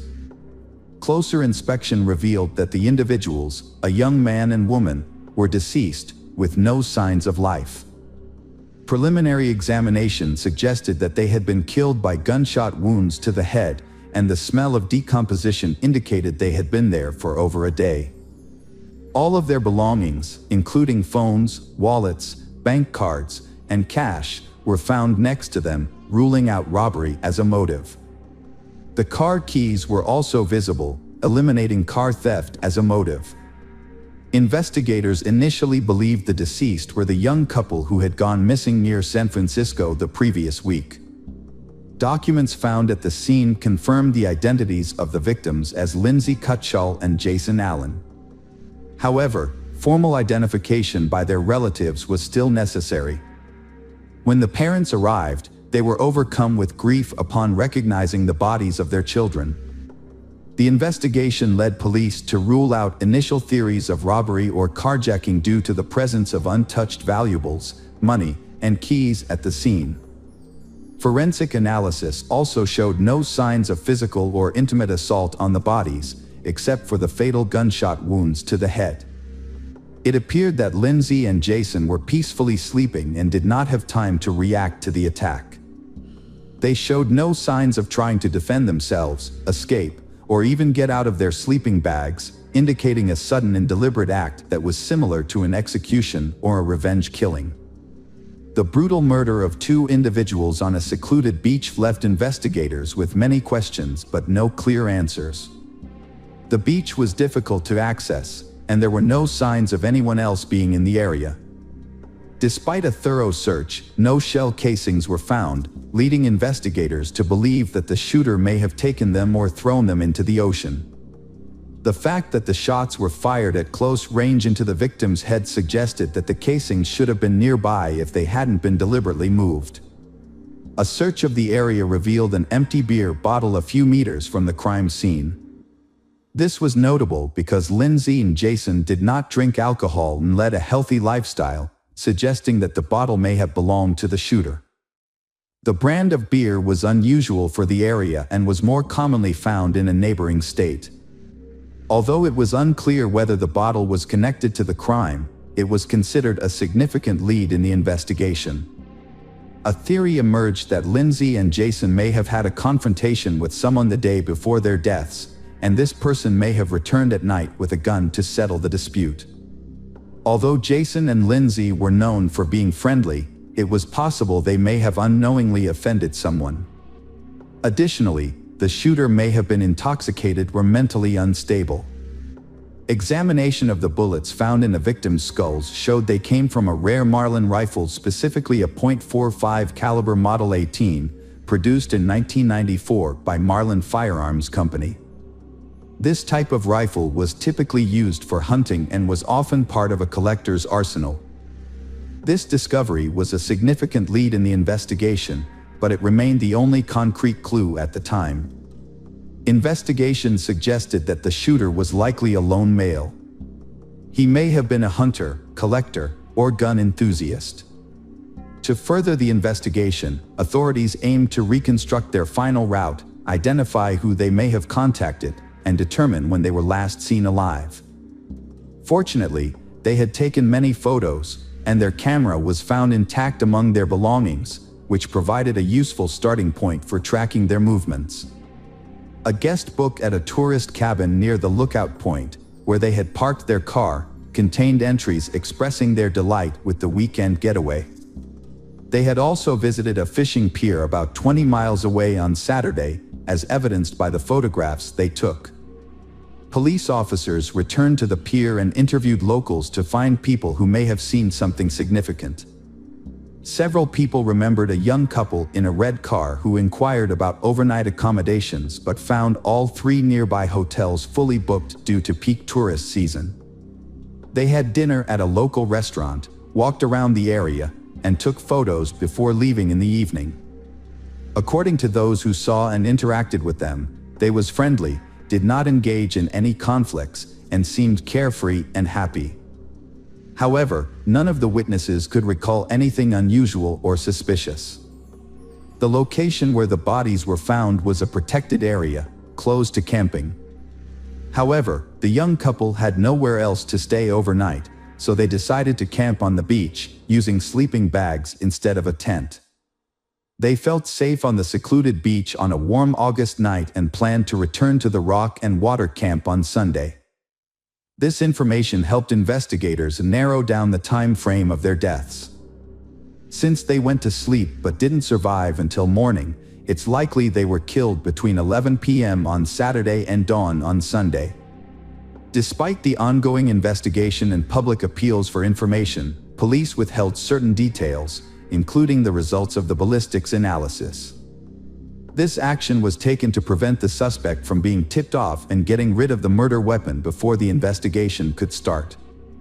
The investigation first focused on a local homeless man who was known to sleep on the beach where the crime occurred. He was found and questioned by police, but despite not having an alibi for the night of the crime, he was not confirmed to be involved. The main reasons for this were that the murder weapon was never found and his DNA did not match the DNA found on a beer bottle discovered at the crime scene. The case went cold for nearly 2 years, but in the spring of 2006, police decided to release more information about the crime, including details about the weapon used. They also offered a $50,000 reward for any information that could help identify the perpetrator and solve the case.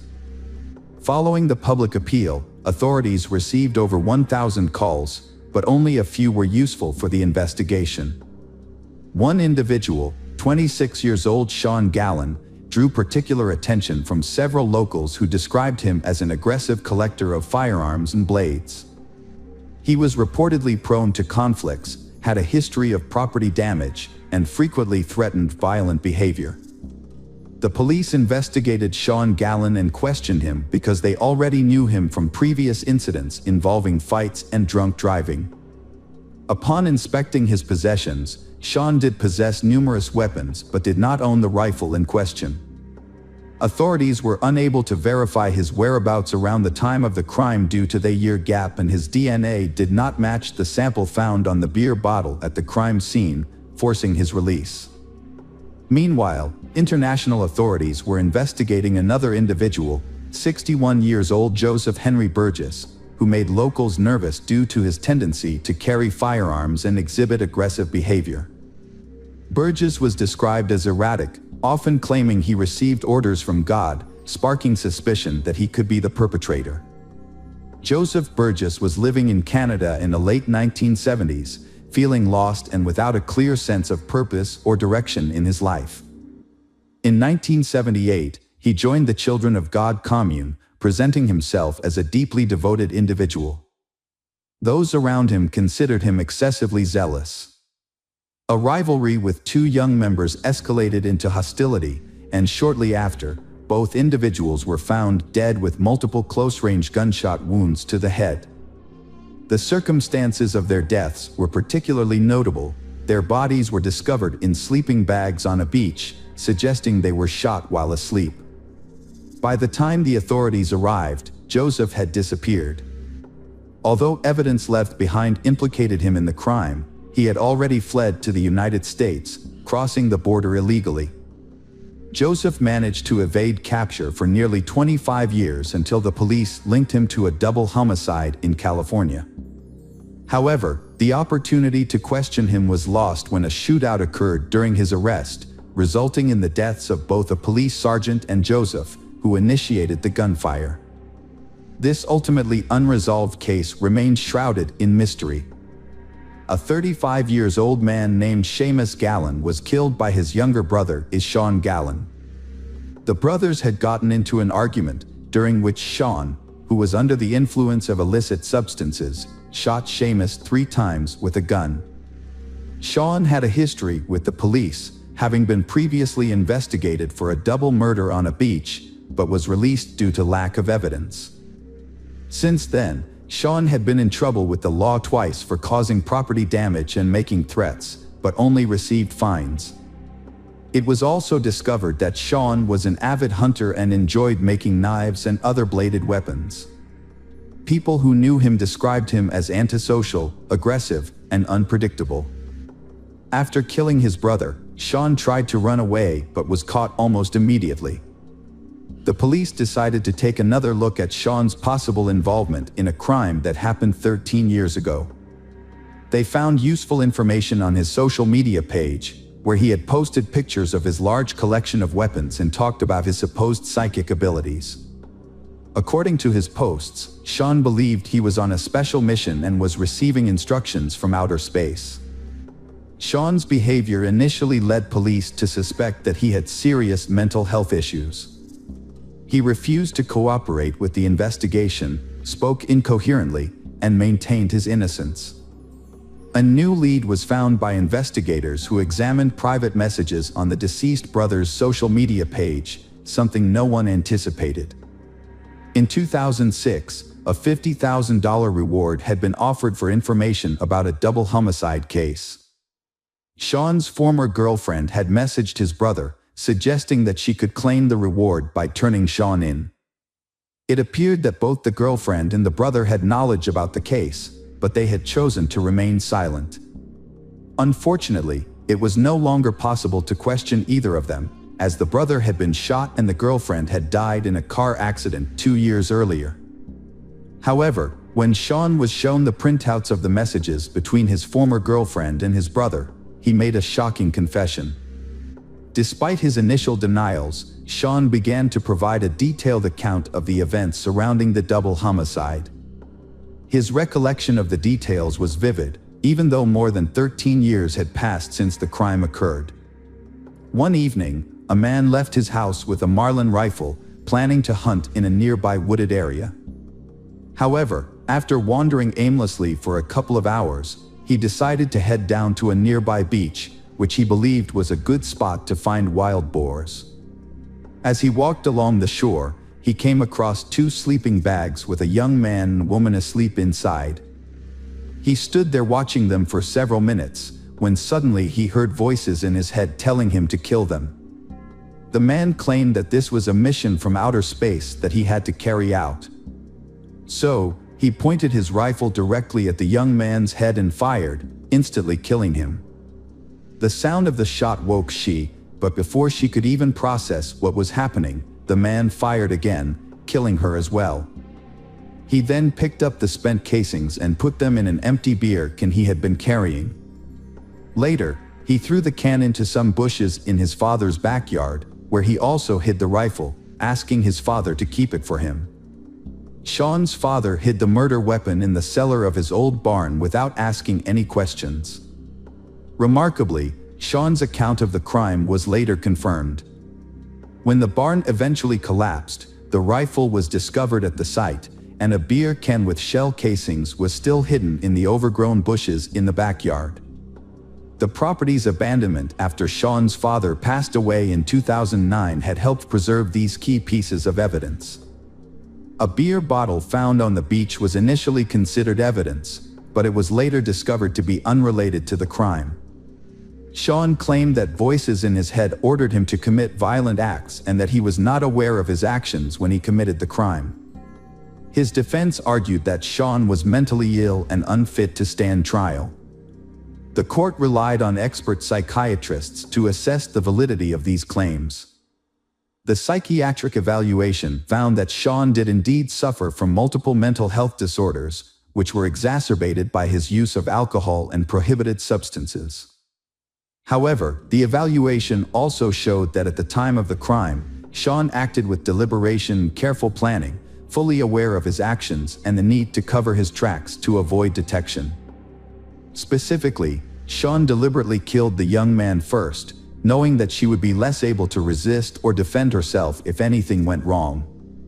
Sean carefully removed the casings and handed the rifle to his father, instructing him to conceal it. Although psychiatrists diagnosed Sean with mental issues, they concluded he was mentally fit to stand trial and be held accountable for his actions. Notably, his family and former girlfriend were aware of or suspected his involvement in the double homicide, yet none of them reported him to the police. Sean's trial took place in the spring of 2019, nearly 15 years after the double homicide. On June 17, 2019, he was sentenced to 2 consecutive life terms without parole, plus an additional 94 years for killing his brother in 2017.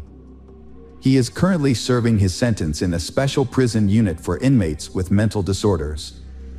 Due to his continued claims of hearing voices and aggressive behavior, he is closely monitored to prevent harm to himself or others. The motive behind the double homicide was never established. According to reports, Sean randomly encountered they sleeping on the beach and decided to end their lives without apparent reason.